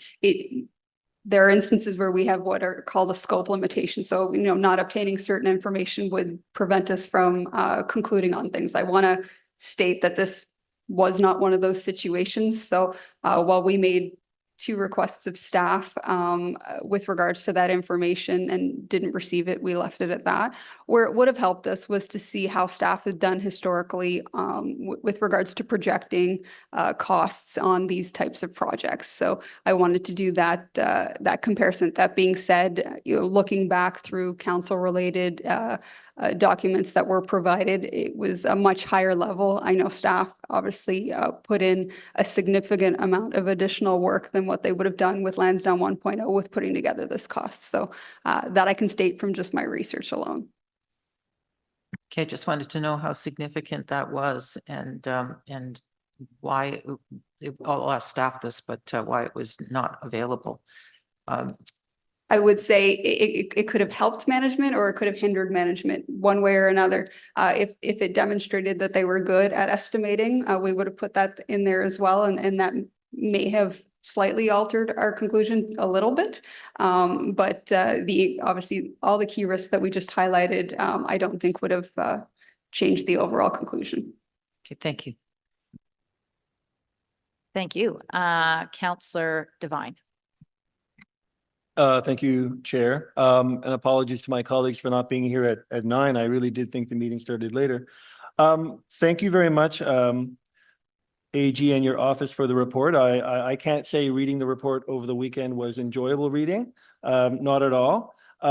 However, it did, and reading it with only so little notice before today's meeting, it kind of exacerbates, or it illustrates the concern I think some colleagues have about when it does come time for us to make go, no-go decisions, that in order for us to have the best informed decision possible, that we get that information as soon as possible. One thing I Counselor know. Devine, can I just interject for 1 second? I Yes. just want to make it very clear that auditors general tend to present their report on the day of the committee, and we actually get them ahead of time at our city council. So it's a confusing thing, but normally we would only get it on the day of the meeting and then it would be presented. So we're very thankful to our auditor general who actually gets our reports to us days in advance to read them ahead of time. Well, I'm very grateful I had the 3 or 4 days to digest all this. That said, my point still remains about when it does come time to make that go, no-go decision. I'm sure that many councils would prefer to have as much fulsome information as soon as possible so that we can make the most informed decision. One thing I read early in your report was that you observed that through consultation with the public, it showed that a primary concern among residents was financial risk. And I think your report certainly does illustrate, an interesting level of risk. I went through the report a couple of times and it seemed like, I don't want to ask you to sum it up, but it felt to me like a sum up of this report. Costs were possibly understated, revenue projections overstated, waterfall distribution payments projected to be less than reported, which may translate into more debt. We have no long-term guarantee that one of our core tenants may stay beyond 2023, and your recommendation to mitigate all of this escalated risk by having an updated on those projects' finances sooner than is currently scheduled, not necessarily accepted by staff. And so that certainly does fill me with a certain amount of concern over this, if my duty to residents is to meet their concern about financial risk. The questions I want to ask, going back to the red blacks, just briefly, and I appreciated the fact that when you laid out what were the various revenue sources, that several of the revenue sources, whether it be retail or the sale of air rights, that you had no significant concern over those, but you did express concern over red-black revenue, and that's one of our primary tenants. One thing I think, can you confirm, did you mention that in the revenue projections for the red blacks going into the near short term or mid future, that there's projected growth per year of 5.9%, but that based on red blacks revenue last year, internally, the red blacks budgeted for less than that anticipated growth. So that they're projecting in the report 5.9%, but internally they are accounting for or projecting less growth? Is that something? Thank you for the question, Chair. Just for a clarification, yes, so correct, in the short term, in the financial projections, there's a 5.9% average annual growth over the first 6 years. But all we're flagging in the report is that they did not meet that in 23-24, and we rebaselined. Okay, thank you. Another issue that you raised with concern to red blacks is that historically, the city of Ottawa has had, perhaps a less consistent history of professional football than other Canadian cities. We've gone through 3 iterations since 1996, including several years where there's gaps where we have no professional football team. Obviously, those gaps would be significant impacts on revenue. In the revenue projections that are part of the November 2023 report, where they project a certain number of growth per year, does that projected growth expect and is based on consistent year after year having a football team present? Thank you for the question, Chair. Yes, the assumption in the projections is that there is a CFL team every year for the duration of the partnership agreement. And so that staff projection, I don't want to say ignores history, but doesn't exactly factor in risk tied to history, nor does it reflect the fact that the lease doesn't go beyond 2032. And so is it fair to say that that is a optimistic projection of revenue based on our history and based on the lease that is soon to end? Thank you for the question, Chair. Our report really was just to flag the risks associated with those two scenarios. Knowing that in any economy, knowing that the competition for entertainment dollar is always a variable, in anticipation that the downtown core is soon in the next several years going to have a major entertainment center with the new hockey arena, does your report factor in the potential risk of losing that customer's dollar between going to Lansdowne for Red Blacks game or going downtown for a Senators game? Chair, you'll see in our report that we do highlight the potential of that move. Did we quantify that impact? No, we did not. Thank you. Can I move over to the projected costs for utilities a little bit? So in that, I noted that you said standard form is that proponents would project a cost for utilities tied to construction between 5% and 20%, but that the City of Ottawa projected cost of $5 million, which is 1.6%. So not only under the low end of the scale, but far under the low end of the scale. It seems that staff is saying that similar to their rationale for the 20% contingency, staff is saying we have lowballed the cost for utilities based on our knowledge of the site, based on our experience with.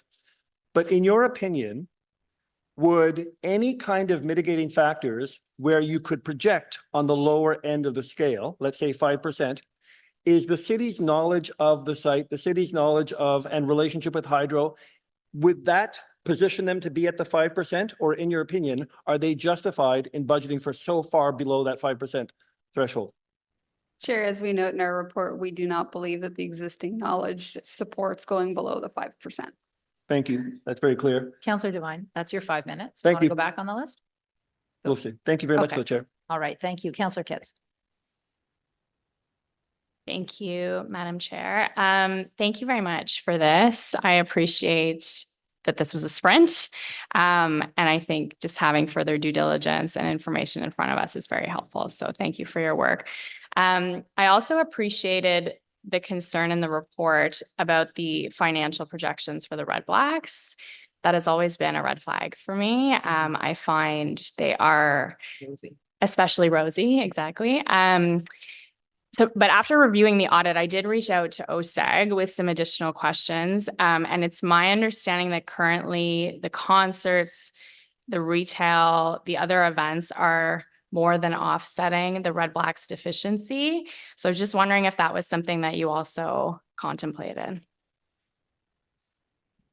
Thank you for the question, Chair. Well, we did understand that absolutely for 23-24. We didn't quantify that impact. We were actually trying to take similar to how the due diligence was done initially by the business line.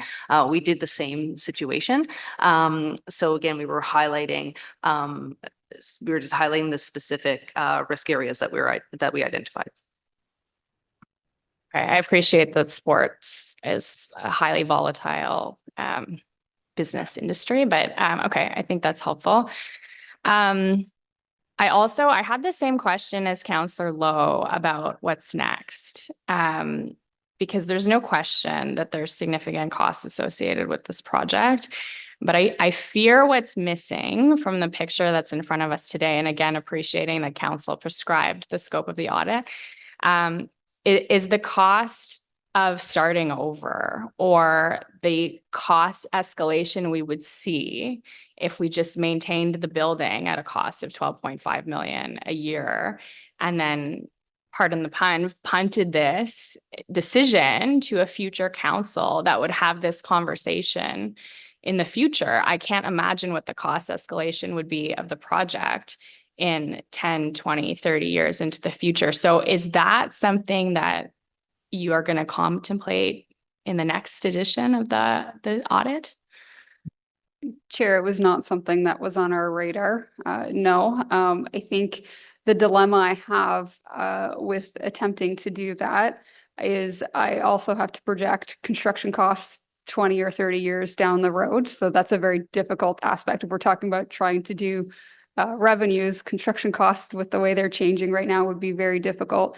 In addition, it may be a very fine line with what I can and can't do with my mandate, because at the end of the day, I think you're almost asking me to look at the opportunity cost of taking this on versus what can we use the funds for now. So I would have to take that back, and I think I would have to speak with the clerk's office on that aspect. Yeah, I appreciate that's a lot of crystal balling. I think that would be hard for you to do. I also think it's hard for us to do, which is, why we've had so much conversation about this file. But again, appreciate your work and thanks for the additional information. Thank you. Councillor Hill. Thank you very much, Chair. I think I just want to follow up a little bit on some of the questions that that Councillor Kitts was referring to. So you did speak to the operational risk that goes with the ticketed events for the Red Black Games, which I think represents 10 or 12 events per year. But I mean, we have the 67s, we have the PWHL now, we have the soccer, we have the basketball, we have concerts, and so I'm a little bit unsure of how that sample size is so representative of the risk that was represented. Could you just unpack that for me so that I understand kind of the ratios of those 10 events versus the, I don't know, 70 other events that were not referred to? Thank you for the question, Councillor. Chair, first of all, I'd like to just reiterate something that the Deputy Auditor General mentioned, is we went business line by business line, and that's how EY did their due diligence. So in order for it to be a proper comparison, so members of council could do an apples to apple comparison, that's why we went down that route. You'll see we specifically only quantified where we thought there was a significant risk and a significant impact associated. So that's the one reason why you see numbers in certain areas and not in others. That being said, what members of council may not know is obviously retail is the largest contributor to the overall partnership agreement. The next item is the Red Blacks with a 19% revenue, which represents 19%, I believe, roughly of revenues. So that's why we spent a little more time with regards to that one. One, because of its contribution, and two, because of the risk and magnitude associated with it. I look to Deputy Auditor General Gorenstein to see if she has anything to add to that. Thank you. No, I'll just say the same thing. And again, I do appreciate that there's additional things that are possibly happening, the Hockey League, the even World Juniors, that certainly can impact things in the other lines of business. But the two other lines of business that were mentioned, the Ottawa 67s and the Stadium and Event Center, again, it could definitely impact, but like they are projected currently to be contributing negatively to the waterfall over the life. So, again, I'm not suggesting that things couldn't change, but that's why the magnitude is different. That's why we focus on Red Blacks. Okay, thank you. And with regard to the financial risk, I also want to kind of go down this route of, the options that were being presented and the financial risk that is being highlighted in terms of the soft cost analysis. Is it the intent to present at a subsequent audit the potential financial risks that would go with a consideration to not proceed with the Lansdowne 2.0 or to, as was mentioned previously, to simply refurbish the stadium and kind of work it through as best as it can right now? Because my understanding would be that there would be some financial risks that would be associated with that, but we're a bit in the dark on that from an OAG perspective. Chair, as I mentioned to Councillor Kitts, it's not currently on our radar and would be, my office would be running a very fine line as to what we can and can't do with our mandate. I'd also like to highlight that we cannot perform the analyses. We can review what management has put together. So my first recommendation to members of council would be, is if that's information you're looking for, is to seek that from management first and foremost. Okay. I appreciate that. Would you agree that an accurate reading of your report is that the staff's estimate for the project represents rigorous fact-based approach to financial planning despite your disagreement on some of those estimations? Chair, I would say that there was a lot of very good work that went into this. I would like to highlight that the aspects that we're raising are largely due to contingencies, and the contingencies were determined by city staff. They were not determined by E&Y, TNT, or any other expert.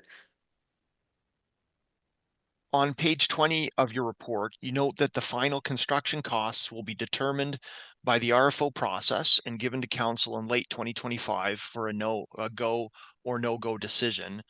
Is this consistent with the LRT Commission report recommendation 9, which states that public entities should avoid setting budgets too early and remain flexible as project cost estimates evolve during the planning for such projects? Chair, while I'm very well aware of those recommendations, I don't think that anything within our report is contradicting that particular recommendation. And to confirm, the go or no-go decision that council will make next year will be based on solid numbers and not estimates, correct? Chair, I would say that that would still be an estimate at that time and point. You will sign a contract, but there are still contingencies that must be taken into consideration with any project. And so in Q3 or Q4 of 2025, we will have confirmation of whether your concerns captured in this detailed report are realized, and then council can make that final decision at that time without requiring any additional mechanism or motion from members. Chair, I would say that many of our concerns would either be validated or not. That being said, there's other aspects that could occur. I'd like to highlight that contingency is still an important factor. So it's not like you're going to see a number come Q4 of 2025 and be able to compare it to our report and go, okay, the AG was right or the AG was wrong. There's still a lot of factors that need to be taken into consideration, not to mention that the design is still potentially changing. There's obviously still public consultations occurring and there's no final design. So if the city chooses to decrease the scope of work for any reasons, obviously I'd like to hope that that number decreases. If there are additional elements that are added, such as potentially increasing the number of seats to the event center, that alone would just result in an increase in costs. Okay, thank you very much, Madam Chair. That's it, Councillor Hill? All right, so now for second time round, Councillor Carr. Thanks very much. And thank you, Chair, for letting me come back on. I just wanted to go back to the issue of the Red Blacks. And I was really curious as to the conclusion that based on previous CFL ownership, we have a 1 in 3 chance of losing the team. When you're analyzing whether or not a sports team stays or goes, you just look at past history. And the reason I'm asking that is because certainly with the ownership structure of the Red Blacks currently, that they are owned by OSEG and that this is, more than just a football team, and council's making substantial investment in upgrading the event center in the north side stands because we've heard as part of the partnership agreement that this is necessary. So, is any of that taken into consideration when you're analyzing whether a sports team leaves or stays? Is that the only factor, is previous ownership of a team? So Chair, I'll start by answering that question, and I know both Joanne and Mike may want to add to that. So I do want to highlight that we're not stating that there's a 33% chance that the Red Blacks are going to be leaving. We identified a potential scenario to demonstrate the sensitivity based off of the historical risk of the football team being in the city, leaving, coming back, and so on and so forth. So we just demonstrate that if they were to leave 1/3 of the way, what would be the result of that? So. Thank you. Again, I would just reiterate that we wouldn't, our report was not intended to say that there's a 1 in 3 chance that they will leave, but if there was a if the risk so we didn't know when in the duration if they could leave. So we just used a probability calculation to say if it left at some point during the duration in terms of calculating the impact, we use a 1/3 probability. I don't know if Thank you. I would just add to the OAG and the Deputy Auditor General's points and as we note in the report, that is strictly for representative purposes. So it is an estimate put forward to represent the risk. Okay, excellent. Because I just wondered what went into those, because certainly, fun fact, Oilers were formed in 1972 and 1998. They were sold because there was a threat that they were going to Texas. That's 26 years. And one could say, is there a threat every 26 years of going to Texas? That takes us to 2024, which is tonight. So I don't, I'm just cautious about making sports predictions, I'll say.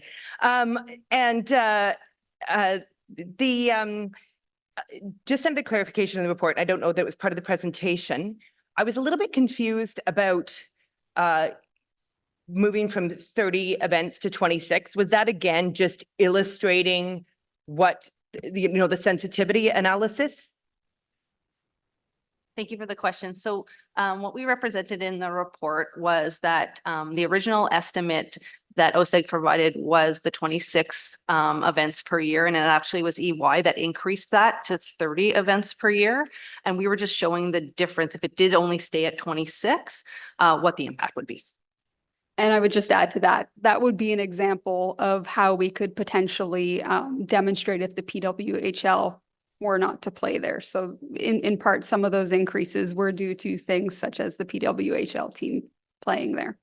Okay, and I find it, a little bit confusing because in the documentation that we received in April of this year to decide on the procurement model, it was specifically indicated in that documentation that, the new event center would enable the Ottawa region to host over 100 events a year, including World Juniors, International National Curling, all of this sort of stuff. So I'll ask staff that question because I'd be interested in understanding what is an event, how that worked into the calculations, but I can ask that to staff. That's straight out of the April 2024 report.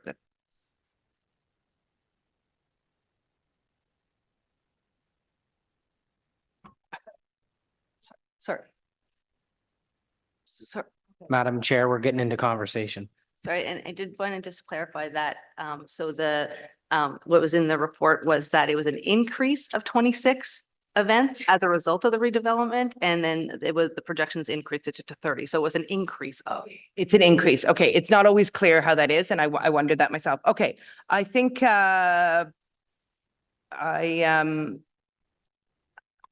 I think the majority of rest of my questions are for staff. Thank you very much. Thank you. All right. And so on the second time round, Councillor Kavanaugh, and then I guess I'm still going on committee members first. Councillor Kavanaugh. Thank you, Chair. This is a quick question. You mentioned that you make comparisons where appropriate or if you can find things. I'm just curious, is this kind of a unicorn situation, Lansdowne? It's got many factors that are different, but are you able to compare with other cities that have major stadiums, and is there any similarities? Because I'm curious if that came up. I mean, Hamilton rebuilt a stadium and others have. So I just wanted to know what comparisons were made. Thank you for the question, Chair. Our work didn't actually do any benchmarking, but the due diligence certainly looked at other jurisdictions and certain factors. Sorry, in due diligence, sorry. But performed on the financials by EY certainly did look at other jurisdictions. So if maybe there's a question for management there, but our audit didn't do benchmarking. You didn't, okay. I just mentioned it in a report, so that you look at it where possible. Okay, thank you. All right, Councillor Devine. Thank you, Chair. Just a couple of quick questions. I'm going back to the issue of contingency, knowing that we want to budget adequate contingency in order to protect against risk. As I understand it, there's a $44.1 million difference between where staff calculated contingency, which as I understand it, is at the 20% range, factoring in hard costs and a few soft costs, and your recommended contingency, which is the guide, of 30% factoring in both hard and soft. With that said, you are also estimating that the construction costs could be understated by as much as 74.3 million. Is that projection, the 74.3 million, that's not even factored in to your recommended, when you say when we say there's a $44 million difference between staff contingency and yours, that additional potential 74.6 million of construction costs, that's not factored in to the high range of what contingency should be as per your recommendation, correct? Chair, no, it does factor in a 30% recalculation. 30% recalculation at your concern of being understated by $74.3 million? No, that is part of the 74.3. Okay, thank you.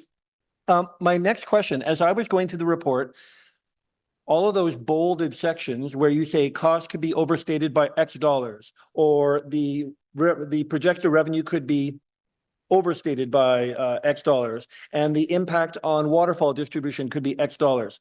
I was trying to keep track of what the total net impact on the city and taxpayers might be. For example, if I know that my cost of groceries is going up by X, but my salary is going down by Y, combined, that has a net impact.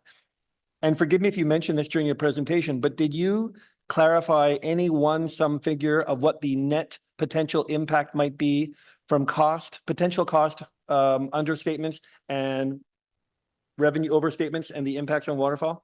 Chair, no, we did not, and for good reason. When we start talking about the projections of the waterfall, they are just that, they're projections. And so we're highlighting the risk of them not materializing.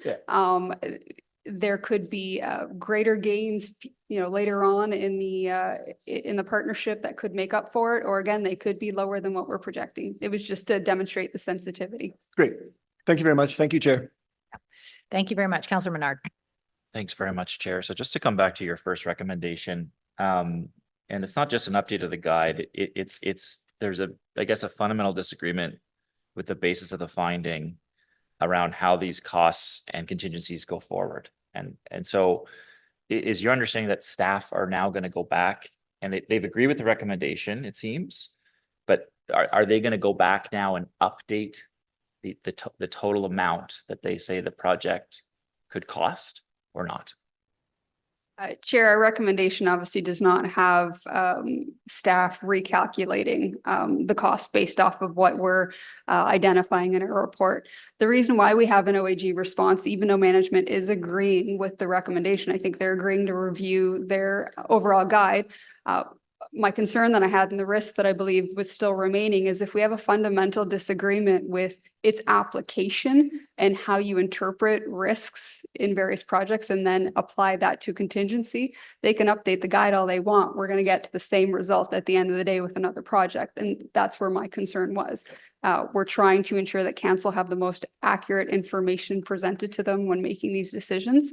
And so that is the risk that I'm highlighting to committee and council today. Okay, so if they went back and did update the guide and then apply what you're saying should be applied here, which is a 30% contingency, the costs of the project would therefore go up or be, I guess, better reflective of what reality could be. Chair, I would say it would probably be closer to the number that we have calculated. That being said, what we're trying to highlight is that staff have appropriate risk assessments and that those risk assessments take into consideration the factors that we've said. And delegates mentioned there are many other factors to consider as well. We stuck to some of the more generic ones, as well as one that was very obvious, which is the project agreement risk. And so, yes, I'll leave it at that. Okay. Yeah, by my reading, it seems like we should get an updated cost based on the findings here, given what the guide currently says. So I just want to come back to as well, did you analyze the original proposal? Because it seems we have an estimate that the plan will cost almost $500 million now, which is a 17.7% increase from what staff said last November. But that's a 49% increase from the original proposal. Did you look at that one at all, or was this just on the updated report? Chair, our audit report is solely on the proposal that was brought to council in November 2023. That being said, I would highlight an aspect that was raised with regards to acknowledging that estimates are going to change. And, you know, I do have to give staff credit. The construction industry is, you know, demonstrating unprecedented increases. So I would have expected that number to have changed. Yeah, I think that's true. And if you, as much as possible, can keep what you have and invest in it instead of tearing it down, that might be a better solution for us here, in my view. But that wouldn't be to the topic of this audit, so you wouldn't want to say that right now, but at another time, perhaps. certainly goes to the costs here versus another option. I wanted to go back to the funding from other orders of government that we've said will happen. So how would that, if there were to be a sprint audit on that, how would that occur? Would it just be after council's already made a decision to say that we have this locked in? Are staff going to try to get under funding from other orders of government before Q4 2025, and you would do an audit of that prior to us making a decision on a go no go, or how would that work? Chair, I'm not sure if perhaps there's a misunderstanding. I think the only part that we highlight in a report with regards to funding from other levels of government is that it was out of scope. Okay. I thought I saw in there that this could be another sprint audit in the future, the procurement model, the project agreement, and potentially funding from other orders of government. Let me know if I'm wrong on that.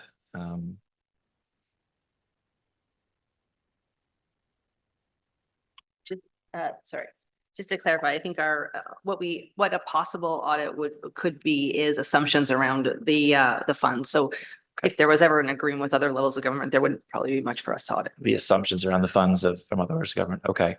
And so just to clarify, that would come when? Like when would that make sense to come is I guess what I'm asking. Chair, I don't think we have an answer to that. One, there would first need to be funding from other levels of government. There would then need to be agreements drafted. So I don't think we could make that prediction. And so far, your understanding is there's no agreement with other orders of government on what we said there would be for funding. That's Chair, I would redirect that question to staff. Okay, I'll do so. Just my last question is around the parking garage. The city plans to lose $600,000 annually on the parking garage. That was under the $18.6 million price tag.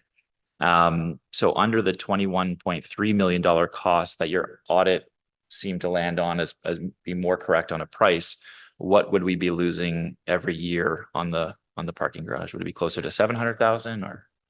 Chair, we did not recalculate that. Again, the numbers are in a report are there from a demonstration to demonstrate the increase in overall costs. But even that 2.7 million that we recalculate doesn't include higher escalation costs and larger contingencies associated to it. So. Okay. A large source of funding, thank you for that. A large source of funding is siphoning off the property taxes. The proposed property tax uplift of the site. Did you look into, say, the appropriate use of property taxpayer funds in that way at all, or that wasn't in scope? Chair, as previously mentioned, that would be outside of the mandate of my office. That would be a determination of where funds are more appropriately used, and Right. I cannot comment on that. Yeah, because that's a big part of the funding arrangement to go towards paying down the debt instead of to say citywide revenues where all property taxes go. Okay. I'll just mention, Chair, that there was mention about, whether we could spend this money elsewhere or to look into that. Well, we did have a motion that was an opportunity cost motion was moved, and that failed 12 to 11 at council. So I take it other people have questions about that and why we're not looking into that, or that we could be looking into that. That motion failed at council 12 to 11. At the time. And I think in the future, we need to be do a little more due diligence on these sorts of things, given the questions we're having come up now as part of this audit on what that opportunity cost is if we say didn't proceed with the current proposal. So I'll get on for staff questions. Thank you, Chair. Okay, and thank you, Councillor Martin. I think what the Auditor General said is that's a good question for staff, how they may calculate that. We're going to go to Councillor Kitts, and then we'll take a little break before we go to questions for staff, just so everybody can be prepared that you will get a break in a second. I am going to be brief. I just have one thing that I think I want to clarify. So the financial projections obviously contemplated revenue outside of the 67s and the red blacks. But at that time, the success of the PWHL was not known. So obviously, Lansdowne 2.0 is not contingent on the PWHL's success because that work began in 2019. We didn't know about the PWHL until 2023. And we've also been told that the new event center is likely to attract a multitude of events. So while we maybe can agree that the projections for the Red Blacks are rosy, it's fair to say that on the other side of the coin, we may be conservative on other elements of revenue. I think you've said that already, but I just want to be clear. Thank you for the question, Chair. I couldn't disagree with that. I mean, again, we didn't flag, I mean, we actually said that there were reasonable assumptions in a lot of the other business lines, and that's why we didn't flag them, or if we did flag some of them, it had a very insignificant impact on the waterfall, but that's why this is a bit unknown, right? Because lots of things could change, and so I can't disagree with you. Thank you. Thank you very much. All right, let's take a 5 or so minute break, bathroom break, and we'll be back for questions to staff.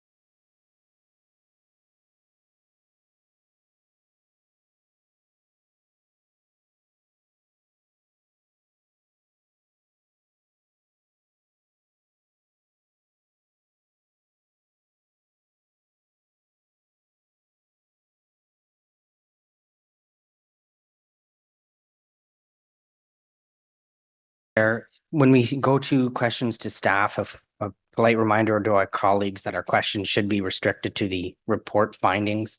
We shouldn't be extrapolating on what might, could be, how money should be spent if we voted a different way at council. If we could try to keep our questions succinct and on topic, I hope we can get out of here at a reasonable time. Thank you. All right, thank you. We will try to remember that. Councillor Carr. Thank you, Councillor Brown, for the reminder, and thank you, Chair. So questions for staff. I asked the Auditor General about the escalations that were taken into account when we recosted the 2002 proposal into the 2023. And I believe I understood that you didn't look in detail at the escalations that were taken into account in the recosting. You looked at the escalations, the line item of escalations. Did I understand that correctly before I ask question to staff? Sorry, Councillor, can you repeat that? I want to ask staff about the escalations that were taken into account when we recosted from the 332 to the 419. And I believe I understood that you didn't look specifically at the escalations there, that you looked in your at the escalation line item when correct? We didn't look at the 332 period. Okay, perfect. Thank you. So I'd like to ask staff about the escalations that were taken into account from that costing of 332 when it went up to 419. If there were escalations taken into account, percentages, any information that they can provide it, and I don't know. Oh, staff are here. Sorry. As delegations. Yeah, so we updated it to $2023 for that report. The 332? Correct. We escalated it to $2023 because that 332 was provided in 2022, I believe. Okay. So during the course of the deliberations on Lansdowne, there was a lot of questions, a lot of examples given. I remember delegates and councillors asking about, Atasoki using that sort of framing and talking a lot about the fact that during those years that were sort of like 2021 to 2023, we saw a lot of supply chain disruptions, labor market shortages, all of these things. Were those then factored into that estimate already? Like, I'm concerned about hearing that we're moving on a Class C estimate back to a 30% contingency. And so I just would like to understand, you had the line item escalations, and then you also had escalations in the recosting. Like, where were all these escalations captured? Yeah, sure. I don't know who I'm speaking to, so I'm just going to look randomly at people. Thank you, Madam Chair. There's two firms that completed estimates for us to lead us to the 419 from November. Both of those estimates are from 2023, as Ms. Jasmine said, and so we would expect them to reflect the best industry rates in 2023 as compared to the one estimate that we had in 2022. Okay, and then there was also the line item on escalation. So do staff believe that the escalations that in the recosted proposal and the line item for escalation was sufficient to cover off any contingency? Or do you believe we have to move the contingency out on that Class C estimate? So escalation is included and it's described in the November report of how that is captured, and then contingency is a separate additional item. Correct. So between the two, like between the recosting that occurred and the escalation line item, do you think, is it the staff's view that there was enough costs put forward to cover that escalation? And do you think we need to, on the Auditor General's recommendation, return to a 30% contingency? We are confident and comfortable with the information that we presented in November in contingency and escalations that represented the best information we had at the time. Yes. Okay, thanks. And from an industry best practice on a facilities project on the city property, I guess my concern is, in the guide, and I realize it's a 2013 guide, I think a Class C estimate is 20%. Its industry standard might be 15 to 20%. With the associated contingency. I guess I've never seen a Class C estimate for a facilities project that is already in the ownership of the city, right? Like it's not a new project being developed, have such a high recommended contingency. I wonder if, like, can you speak to me a little bit about industry best practices or city practices on facilities for, you know, class estimates and contingencies? Madam Chair, thank you for the question. Maybe I start and Sue can continue. Our guide is a guide that gives our project management, project managers and our consultants that help us arrange to work with. When we know our sites and when we have information that is factual, that we are aware of, we work with more actual numbers. So the practice is to estimate what we don't know and use factual information when we have. So it can come as a hybrid between a 20 and a 30%, like the guide explains. When we are more comfortable with the information we have in projects, we use a lower contingency than when we know nothing about a project. Okay, thank you. I find the 30% really sticks out to me. Like we shouldn't be at this point with all the work, with all the due diligence that's gone into this report. In terms of the revision of the guide, you've indicated to staff that you can't get that completed to the end of Q4. If you were to push that up at all, what sort of work would need to fall off? Like what work would fall to the side in order to get that done at an earlier date? Chair, thank you for the question. This team is also responsible for statutory regulations around the 2025 asset management plans. So we have 12 asset management plans that need to be updated for July 1st next year for estimating of our $73 billion of assets. The same team is also responsible for the annual capital budgets as well. So we do feel that it is a heavy workload that the team is currently on. It should be noted that the work is underway and that we are working on the update of the guideline. I think it's important to also note that there's been an evolution in our practice since 2013. And so perhaps we have not kept up with the administration update and documentation of those practices.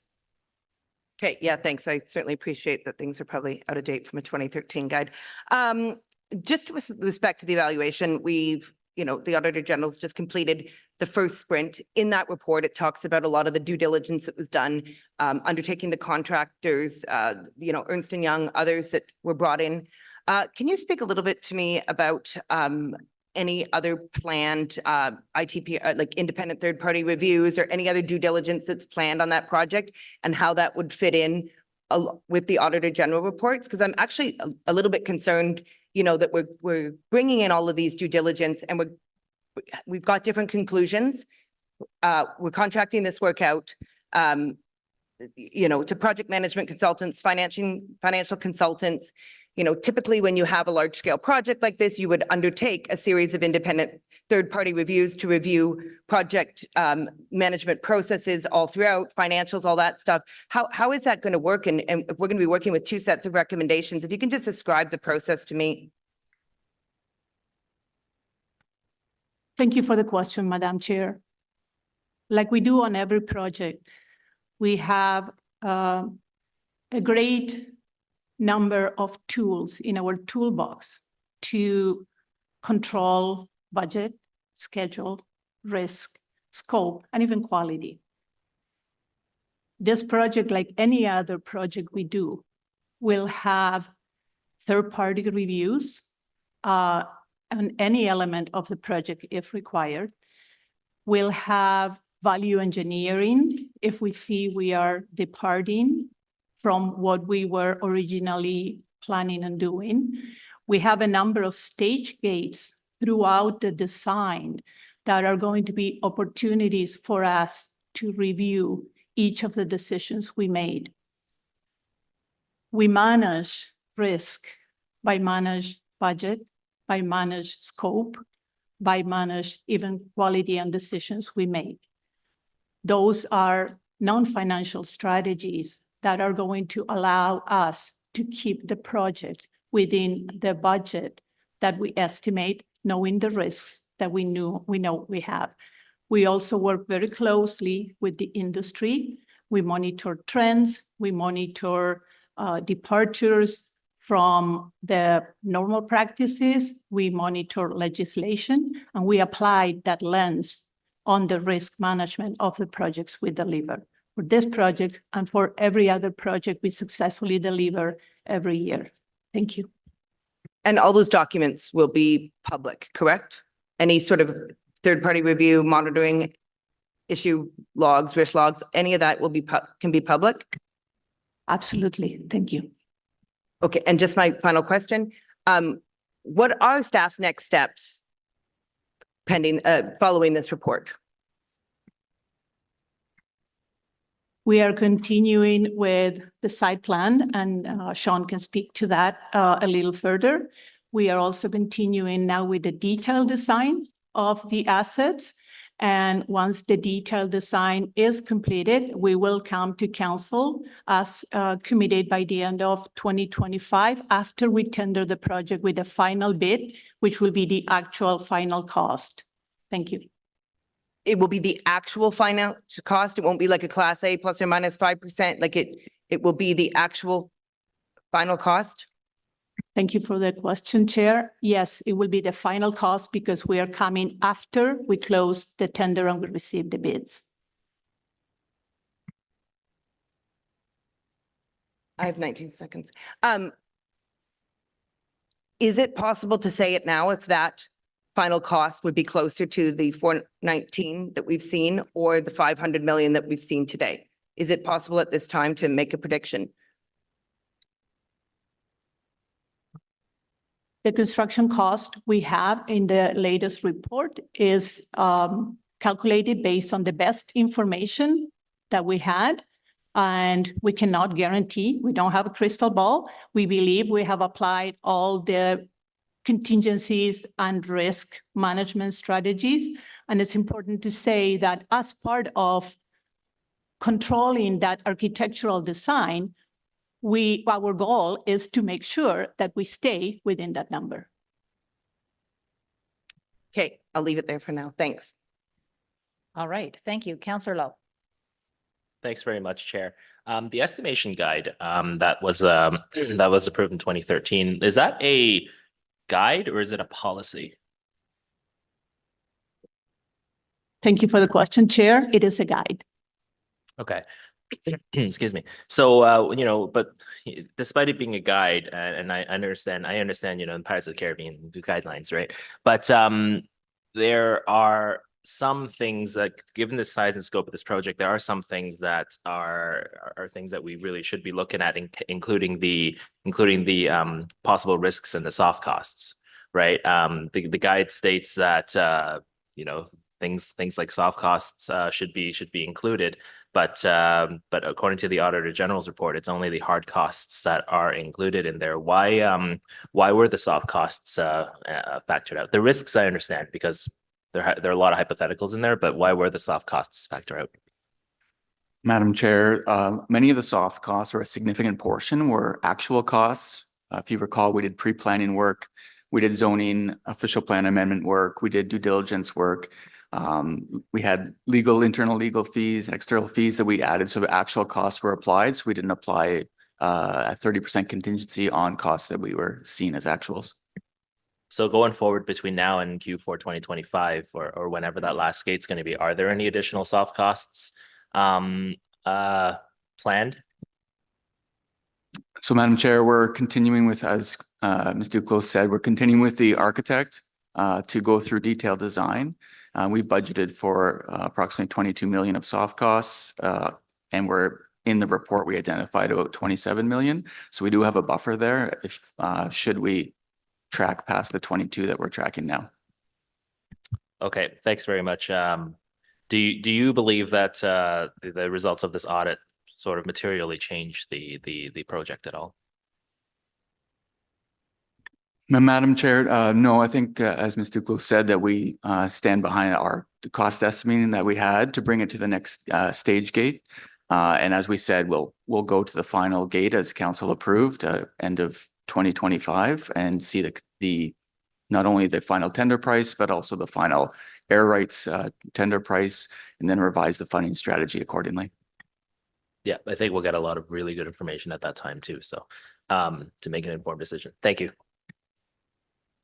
Yeah, that's the thing. We have that decision-making ability when we actually have the actuals. All right. So I don't have any other committee members on here. So Councillor Menard.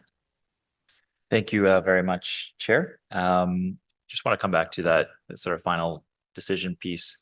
The debt financing costs and the payback of that debt, that relies heavily on revenue estimates, correct? So the funding strategy builds up 1.3 million every year in base budget. So from a budget perspective, there is no risk. The revenue that is projected helps to reduce the amount that the city has to put in, but there's no budget risk associated with any changes to the pro forma. When we presented the pro forma projections to council, we showed a risk potential of getting no money from the waterfall and what that impact would be, and that would have been a $7.5 million reduction.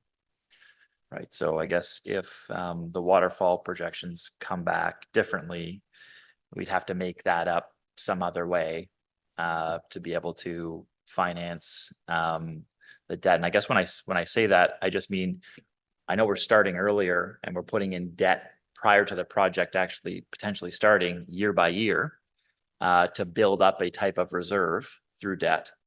But the comments about knowing the final price tag or cost as a go, no-go date in 2025, there are still other factors that could lead to concerns financially for the city, not just on the construction side, but in the future on the revenues we're discussing now. There's still some inherent risk there. It's not a, okay, done deal, we're good to go, just like Lansdowne 1.0 wasn't a done deal, good to go, right?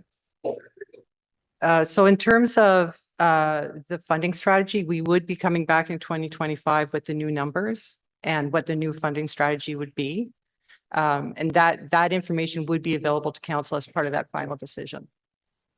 Yeah, okay. And I guess there's still some risk inherent in that, is what I'm trying to underline, that it's not just we're not going to know with a crystal ball exactly what the costs will be. There could be some changes that happen there. The OAG report states that the construction costs may be underestimated by $74.3 million.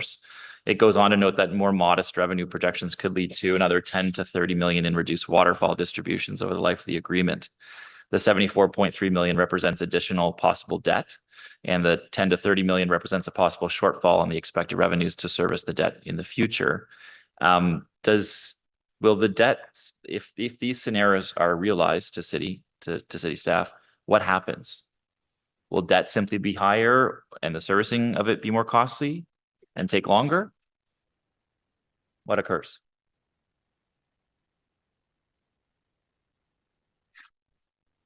So I could have my colleagues talk about the cost and how we're going to manage to the price.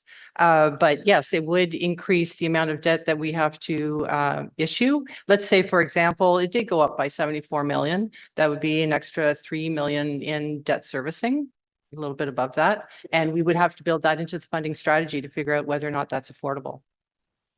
Madam Chair, I think that's also why we heard council wanted to have that final gate or final approval. And so coming back with the final air rights price and knowing all these costs and coming up with the funding strategy gives council that final assurance on what all these different levers are and what the funding strategy is. Okay, given the findings of the audit, are you going to be updating the cost of the project fairly immediately to say that it's estimated to be higher pending the 2025 review, or are you sticking with the numbers you originally calculated without the Auditor General's recommendations on costing? So, Madam Chair, there's nothing for staff to update going forward. The model, design bid build model that council approved, we're following that. We're going through the detailed design, as Mr. Glow said, with our architect, and then tendering that out. So once we have final tender price, we'll know the true cost or the bid price that will bring to council. That's the model that council approved and we're following. When are you planning to implement the recommendations of the Auditor General? Madam Chair, we plan on updating the guide by Q4 of 2025. And as noted, we are currently working on the update now. There's been comments that that update could occur much sooner than that. Why can't you update that sooner? Madam Chair, the team that's responsible for updating the guideline is also working on our statutory requirement to update the asset management plans in July 1st, 2025. That's a very heavy workload. It's 12 plans for $73 billion of assets. The same team is also responsible for the annual capital budget. So it is a heavy workload that they currently have on their plate. And so that's why we had previously committed to Q4 2025. And we would find it extremely challenging to try to advance that given the other workload. That's unfortunate to hear. The contingency being recommended as a 30% contingency. Are staff going to update the figures with that contingency when the updated financials come back? Madam Chair, when the updated financials come back, that'll be based on the actual tender price from constructors. So staff will select a preferred bid and bring that bid to council, and that will reflect the construction tender price. Does the bid have the contingency located in its submission? Or is that a city staff decision to allocate that contingency? Thank you for the question. Thank you for the question, Chair. The bid does not include contingency. We add the contingency when we enter into a contract with the contractor. Our practice is between 5 to 10%. And that would be a different class estimate than the class C and D that we currently have, which is what the Auditor General was speaking to at this time, was the class C and D. It's not an estimate any longer. It's a contingency applied to an actual cost.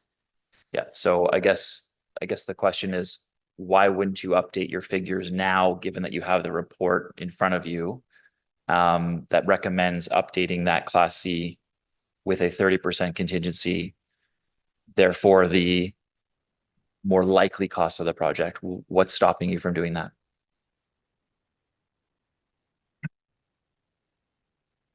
We are moving ahead with the design, the detailed design of the project based on the construction estimate that we believe and we are comfortable with. And our goal is to keep the design under that cost estimate, the one that we prepare and presented to council already.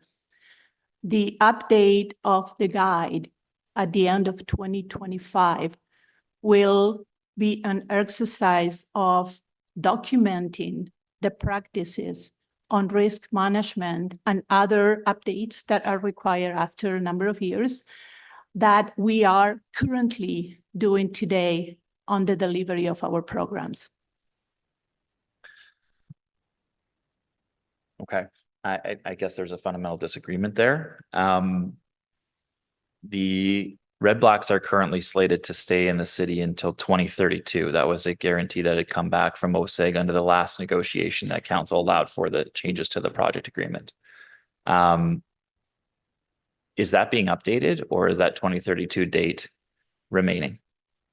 There's no plans to change that. And No plans to change, sorry, which? The 2032 date? The the commitment to keep them there for 18 years. That's the current agreement. Right. And so why are there no plans to change that if we're doing a 40-year deal to 2066?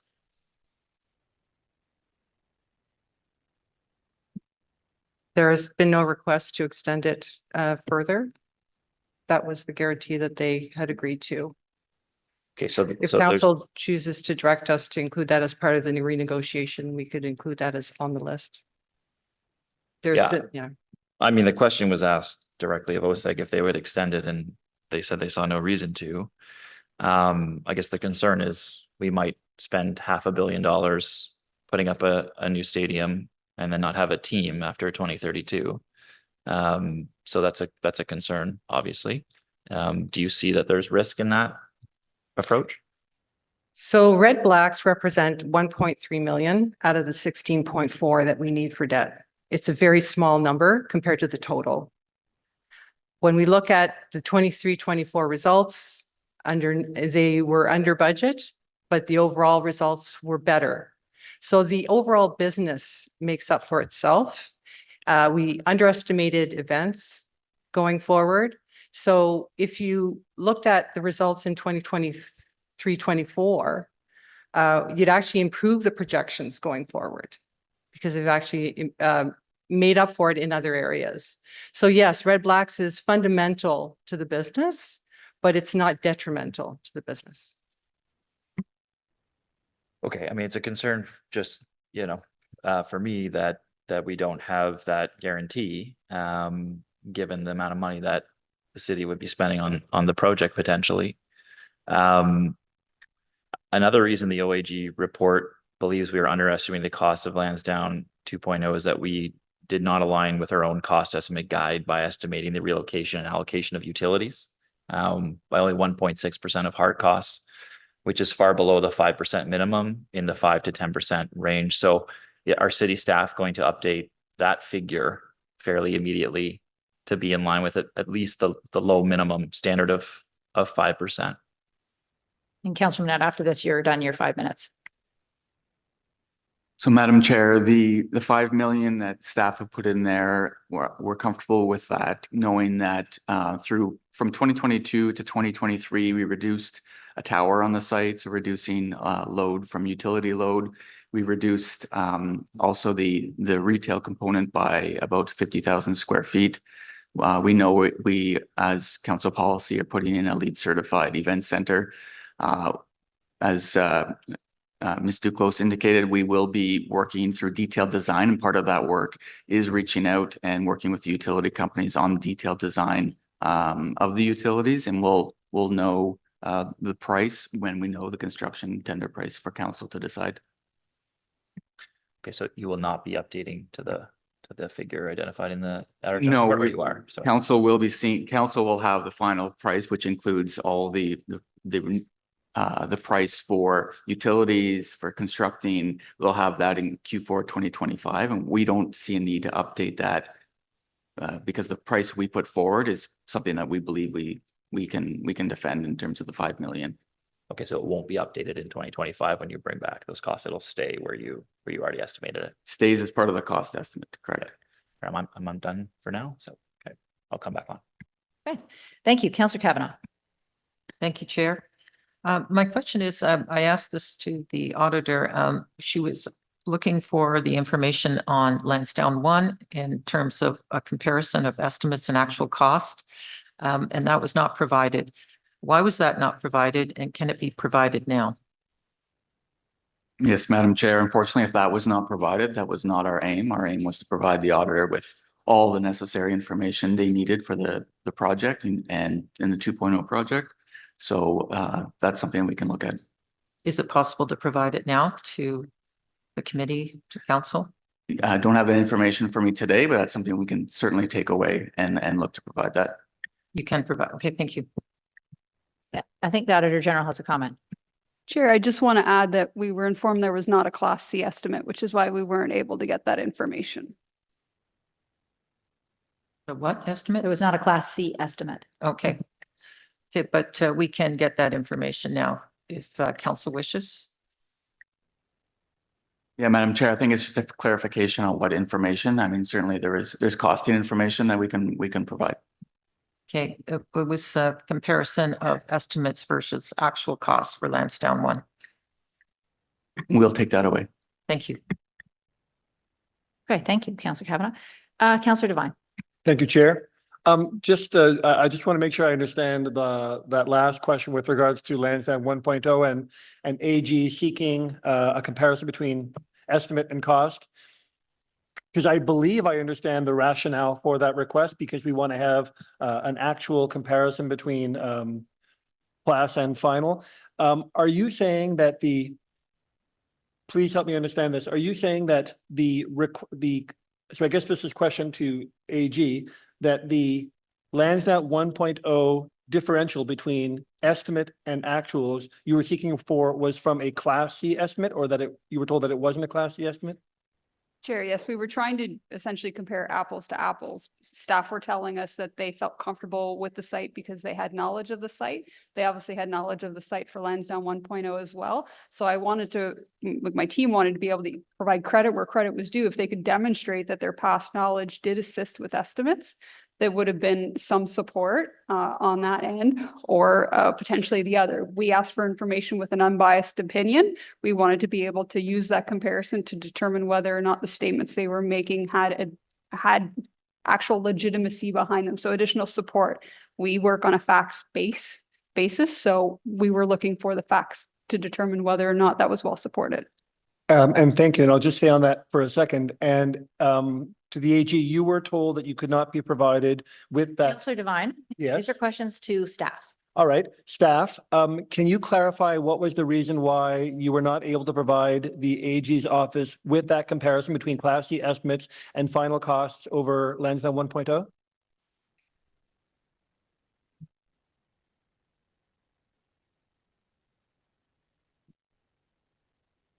During the time frame of this current audit, Madam Chair, we didn't dig into the storage of the records from 2009, 10, 12. There are some council reports that we were able to easily retrieve. And we also believe that at the time these reports were considered by council, the idea of discussing class costs with council, that wasn't part of our practice at that time. This is a development, an advancement of making sure that we are educating and informing council about what we know and what we don't know and degree of certainty and confidence. In discussing and contacting people who were involved in Lansdowne 1 to say, hey, what's the Class C cost? We didn't come with anybody who said, oh yeah, I have that. That's the short answer. Mr. Moore, I can't tell if you're about to say something there. No. No worries, but I can certainly see the value in council trying to obtain that, if only to give us an apples to apples comparison, seeing as how both the city and OSAG are don't exactly have decades and decades and decades of history of developing these kinds of infrastructure, so it would be quite useful.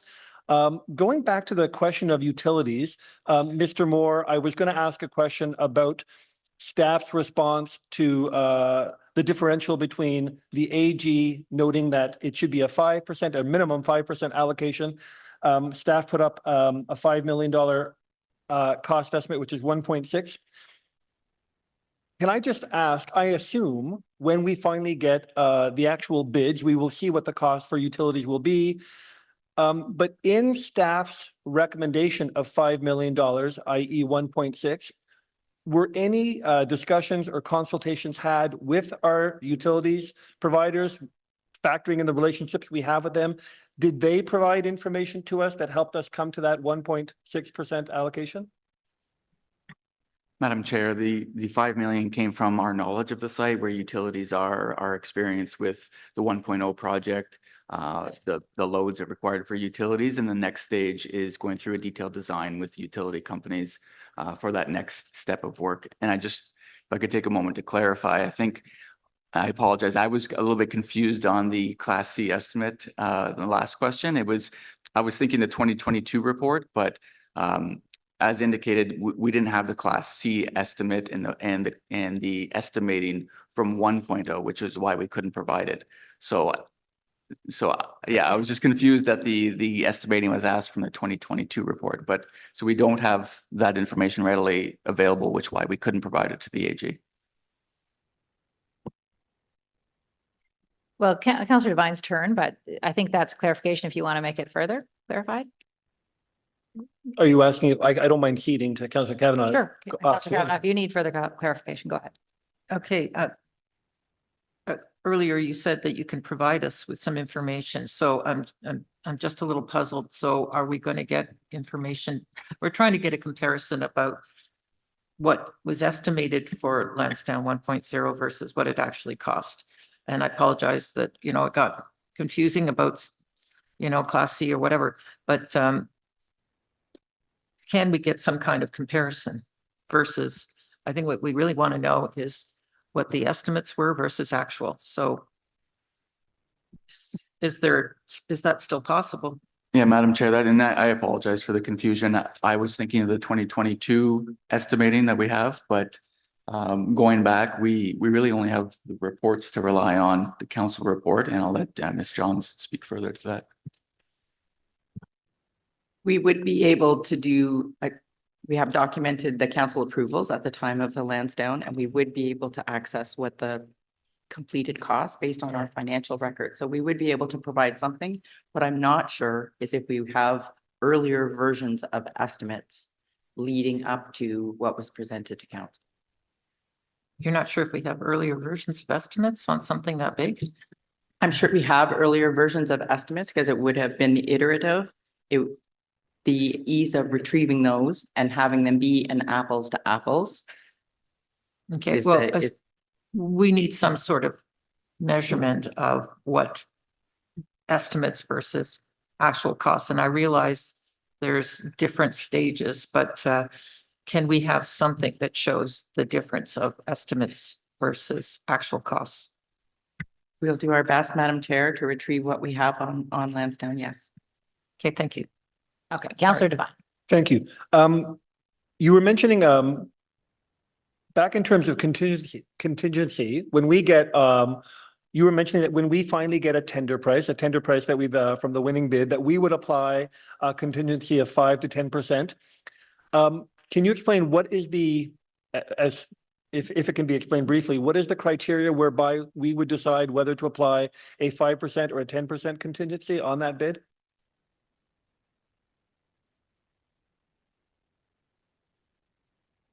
If that's far too technical, that may be a very technical question. Thank you for the question. No, it's okay. It is project related.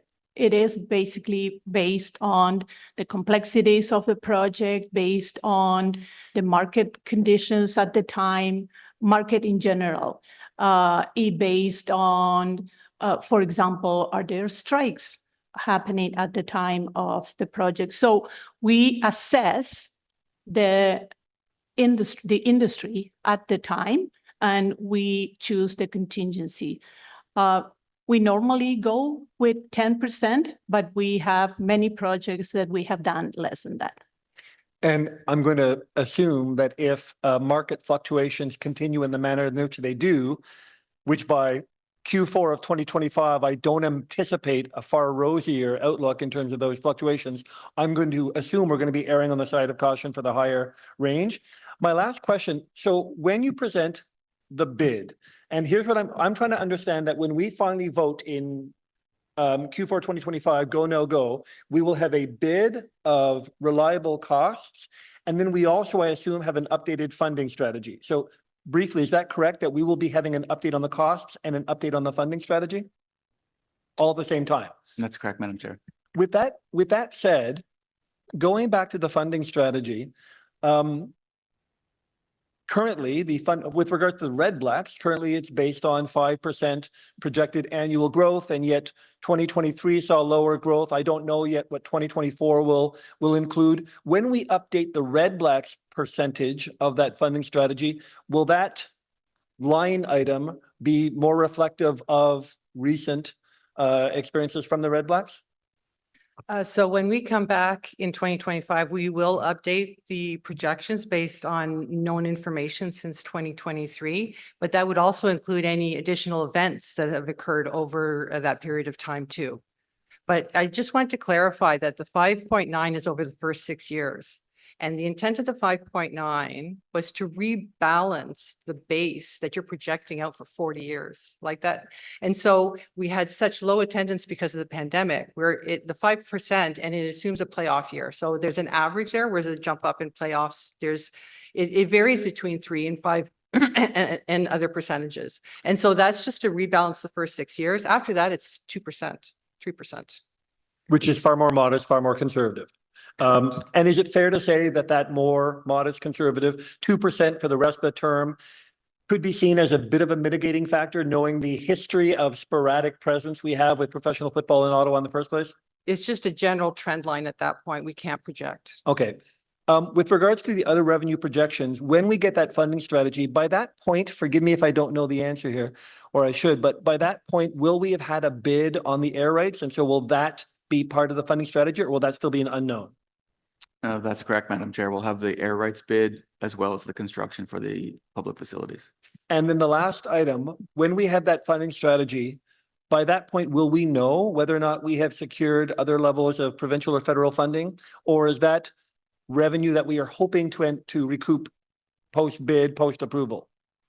So in the report, we talked about Plan B. If we do not get funding from the senior levels of government, we have sufficient reserves to be able to cover it, or we could include it as part of additional debt in the funding strategy. We would have to look at it when we come back in 2025 with the new funding strategy. But if we don't have it by that time, we have to account for it not being there going forward as part of the new funding strategy. And so when we make that go, no go, we will have updated bid on costs, updated projections on strategy, and how that plays out into long-term financing and debt. I'm assuming that council, and therefore the residents we represent, will have a far clearer picture of what our long-term debt load might be. All right. Thank you, Chair. Thank you. Councillor Menard. Thanks very much, Chair. Just on my last round here. So I just want to come back to recommendation 1 of the OAG report, which outlines that staff have a bit of a disagreement on whether the cost guide was followed appropriately. And the OAG response notes that the city's response to review the guide for inclusion of risk elements into their future project estimates of Q4 2025 is not timely, and states the view that such a review can and should be performed in a more timelier fashion. I guess what I'd request is that this review take place prior to the Lansdowne report coming back to council.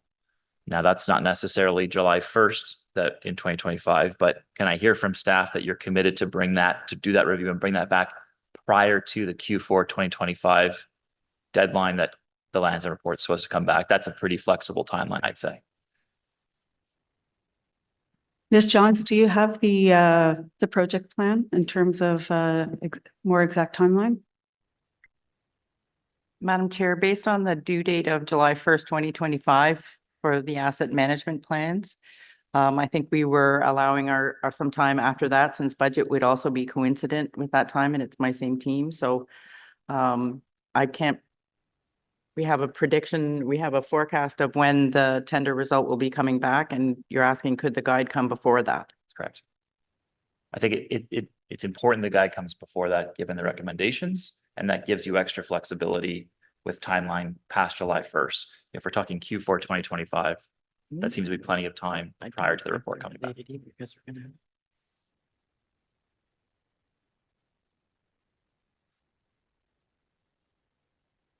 Madam Chair, thank you for the question and the comment, Councillor.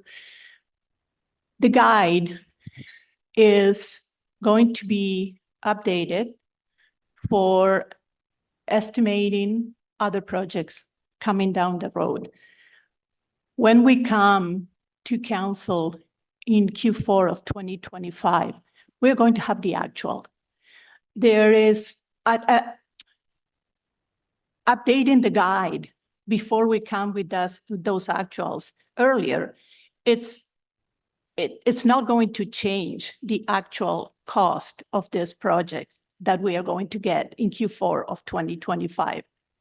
And like Ms. Rose expressed, the update of this guide doesn't mean that risk mitigation and risk management and other elements that are critical and important to project estimates and project delivery are not taking place today.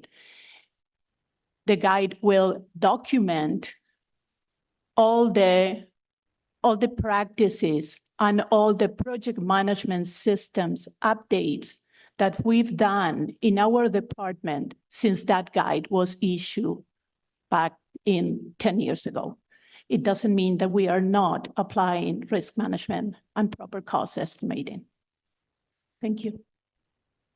Yeah, so I guess I'm just trying to zero in on a timeline for when that would come back, because it's a recommendation in the report that it come back sooner than Q4 2025.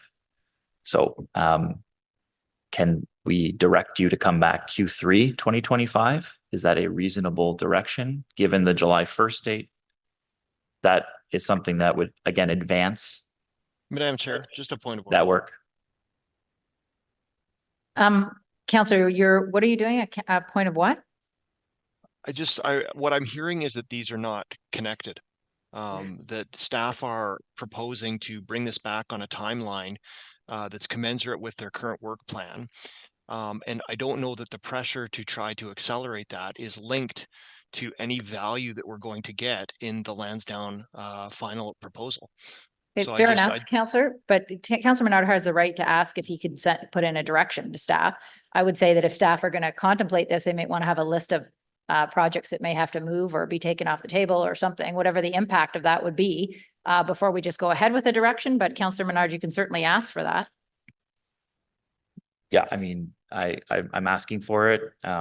Councillor Hill's point of order was more of an opinion than anything. And obviously we have a recommendation in front of us from the Auditor General to advance this work. So it's pertinent. And so that's why I'm asking for that work to be slightly advanced within what staff have also said they have parameters around that July 1st date, which is understandable. So this is a middle ground.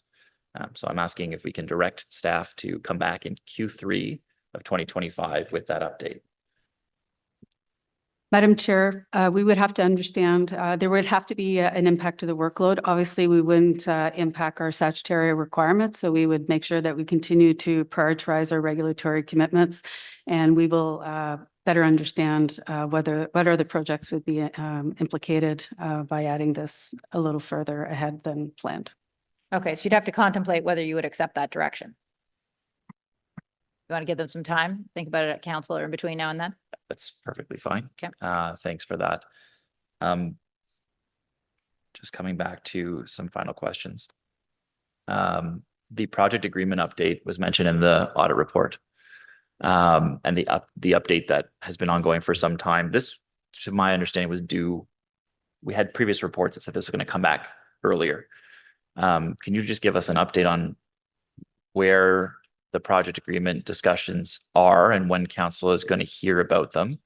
And obviously with the caveat that hearing about them at the very end, just in Q4 2025, given its effect on the potential price and revenues and waterfall, ideally it comes back before then for a discussion, given my understanding was that it was supposed to come back prior to that timeline.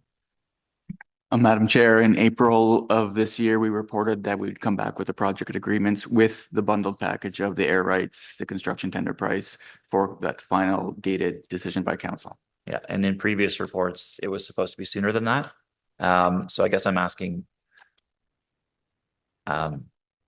will you be giving council an update on this prior to those final recommendations, given the importance of the effect on our strategy, pricing wise, revenue wise, and debt servicing wise? Yes, Madam Chair, when we reevaluated the procurement model report in April, we looked at the timeliness of bringing forward the project agreements, and we recommend that the timing would be in Q4 2025 with the other pieces of work that we'll have council vote on. Okay. Can you give me an update on? If I might add to that, Yeah. Sorry, cannot see you, Councillor. Yes. I think the criticality in terms of the project agreement and the responsive bid are extremely important in terms of the discussion that takes place with respect to those two items. And we want to ensure that we're negotiating and putting something in front of council that is in the best interest of council and the best interests of our taxpayers. So that is part and part as to why you see the recommendation in the report that came in November. Can staff share then, I guess, some of the parameters around those discussions with councillors? What you're aiming for in that discussion, your negotiation for the city, and what type of, I guess, criteria you're using to change it? Because we had a project agreement previously that was updated by the last council, and it was to last much longer than where we're at now. So we've changed it already, and I think if there's some parameters with which you're discussing, can council be aware of those parameters and the criteria with which you're negotiating it in the immediate? Chair, I can answer that in the report in November, we identified 3 items that we are amending as part of the agreement. That was built into all our projections in terms of this new pro rata share of the equity, giving up the minimum equity. Those were all detailed in that report, and we are now working through the legal documentation of those amendments. How do you word it? How do we make sure we protect the city through those legal agreements? And throughout, we've retained EY to double check what we're agreeing to in the agreements to make sure we maintain a risk return balance and for the city. That's very helpful. I think the more information you can give to council on those discussions and negotiations, given their impact, it's important. I say this with the understanding that we have a lot of potential funding commitments that may not come to pass, and that waterfall the first time around didn't produce the results we wanted. And now we're seeing projections in the Auditor General's report, Madam Chair, that show that the waterfall may be off by some amount.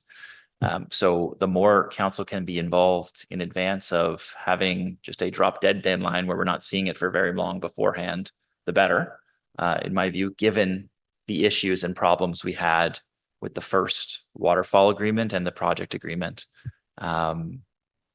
So that's the request, I suppose, is to have council fully informed and provide more detail about where you are with that project agreement. We often get updates about other projects as they're going on. This is one that's been on the radar now for, I think, 2.5 years, Madam Chair. And there hasn't really been an update, a sufficient update, I guess, since that time. And it's very, very relevant for this project. So I suppose I'm requesting more information for council on that item.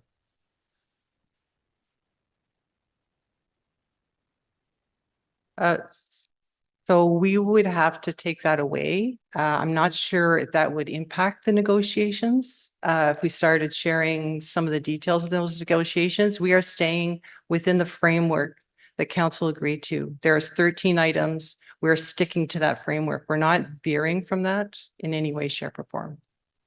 Councillor, your time's up. Thank you. Thank you, Chair. Councillor Carr. Thanks very much, Chair. Couple quick questions. Is there a document that exists somewhere? We've talked a lot today about how, project complexity goes into determining, the contingency, all this. Do we have a document? I would know the document is like a project complexity and risk assessment. Does such a document exist for this project?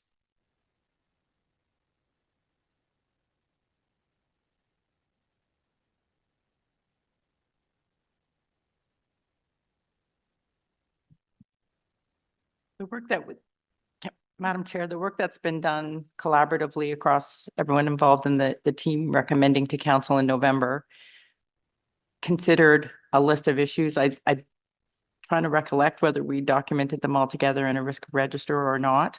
But there was a lot of information that we had at our disposal, including our own work as well as the third-party reports, but certainly the progress of the project includes the standardized processes that apply to all projects, including risk and issue monthly reports.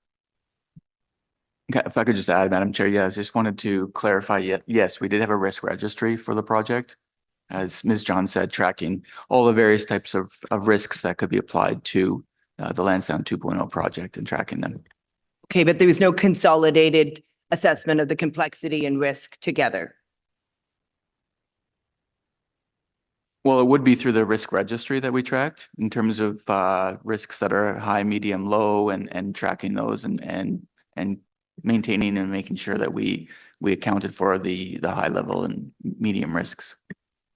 Okay, thank you for that. I'm going to think on that.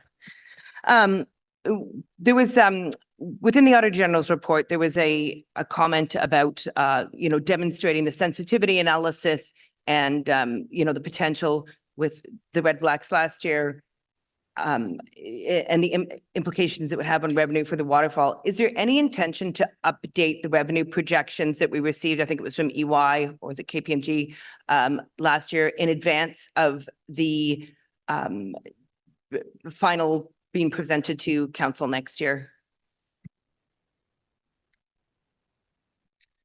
So we would be presenting the most current information in the next funding strategy in terms of the projections for the waterfall. So we, if we're coming back in 2025, we will have the results from the March 2025 financials.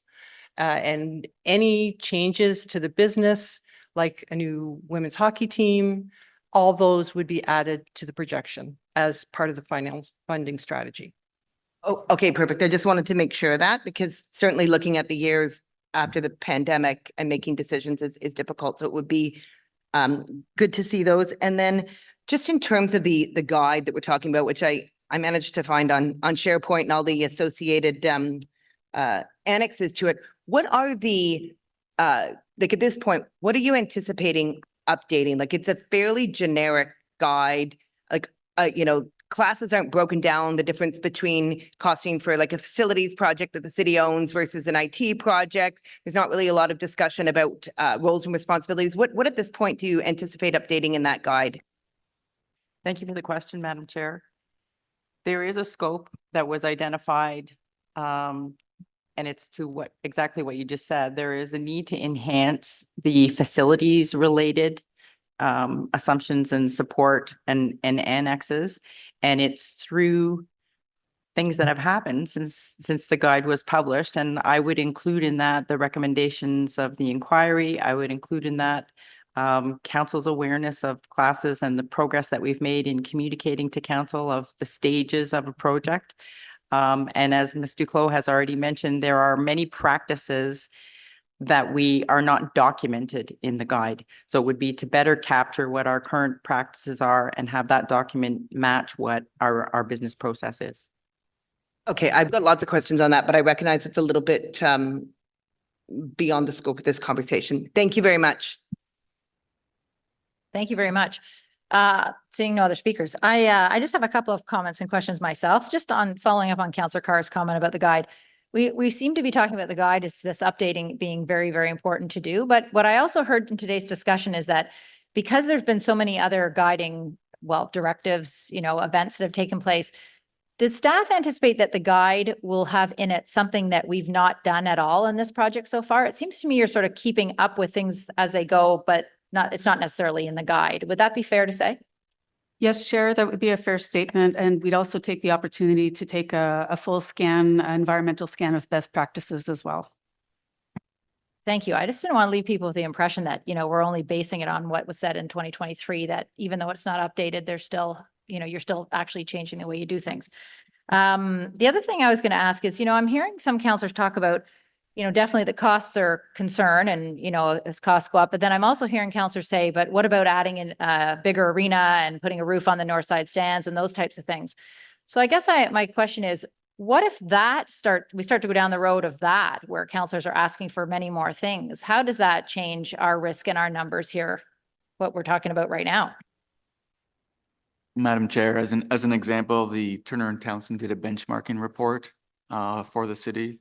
And they looked at the event center as, I think, you know, $24,000 per seat from a per seat perspective. So you could just extrapolate that if you're adding 1,500 or 2,000 more seats to the event center. And council also did not go forward with the roof structure over the north side stand. So through our work with the architect, we are not detailed designing a roof, but we did estimate it in I think that $15 to $20 million range for a roof, which council didn't approve. Okay, so that'll come back to us, right? If councillors are wanting to actually change the scope, because I mean, that's one of the risks always. More detail will come on that.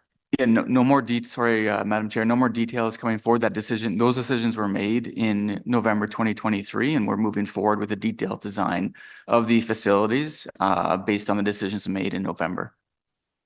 Okay. I think that's what he said, $24,000 per seat. So, okay, so that would be a separate thing altogether, because what you're going ahead with is what you've been directed to do by council in the November motion. Yes, okay, thank you. My last comment is just a general comment. You know, we did not discuss this before this report came forward, but when we have numbers like this, if you think about it, an audit is usually looking back in history, but now we're looking at what might come. If I were a bidder, if I were a contractor, I might be thinking, okay, wow, we're looking at potentially $75 million here. Yep.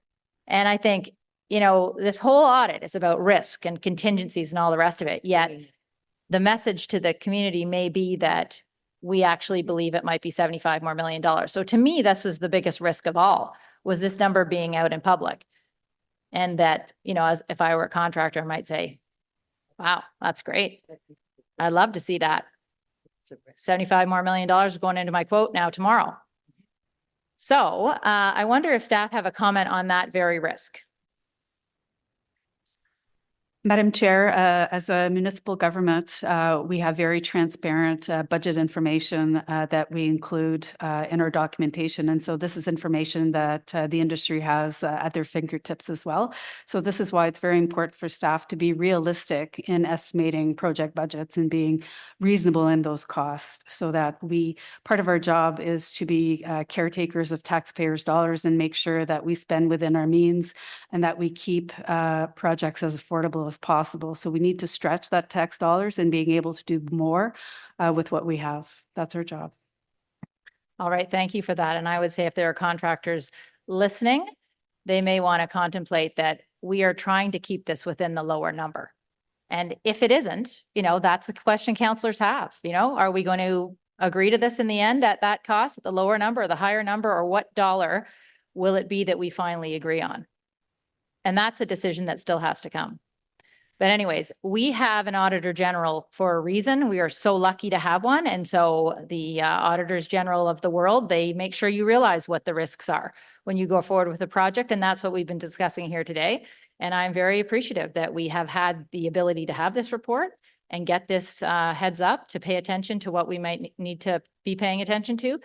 And I thank you all for all of your good questions and comments today and for staying on topic. So we have a recommendation in front of us that I will read out, that the Audit Committee receive the audit report and recommend that Council consider and approve the recommendations. Is this item carried? Carried. Carried. Carried. Thank you very much, everybody. So on to in-camera items. There are none. Notices of motion. Are there any notices of motion? Seeing none. Are there any inquiries? Seeing none. Any other business? Seeing none, we are adjourned. Our next meeting is Friday, September 20th. Oh my gosh. See you in September. Thank you.